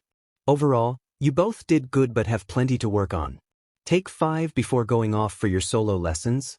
Thank you, sensei. Both boys panted and bowed as Izuku walked over carrying towels and water bottles. As the 3 boys sat down, Emi kicked the P door in. Hiya boys, she happily greeted. Hey, Fukakato-sensei/Clown Sensei, Hitoshi and Katsuki tiredly answered as Izuku got up to hug his future aunt. Aizawa, however, sighed and crossed his arms. Alright, what happened? He asked. What happened? Emi innocently repeated as she hugged Izuku. Why, whatever would make you think something's happened, Shoyuta darling? For starters, you're wearing your hero gloves, which appear to have a few specks of dried blue dash, Izuku pointed out before Emi slapped a gloved hand over his mouth. As she began to awkwardly giggle while Sho just looked at her with a raised eyebrow, there was a loud gasp, making everyone turn to the door where Himiko was gawking at them. Why you guys are the problem children? Himi questioned, shakily pointing at them in disbelief. I hate that name, Katsuki muttered before taking another drink. Welcome to my friendship with you, Shinso dryly said under his breath as he got back up and reached for something in his backpack. Izuku, meanwhile, was so excited to officially meet the girl that he completely forgot what his uncle had said about questioning her and had on an excited grin as he made a beeline to her. Hello, minimize Midoriya Izuku, nice to final immediate notically already met but tweeted and truly jatachin sit a talk speaking of which do you mind if I ask you a few questions sabudi our 𝐒𝐻𝐲?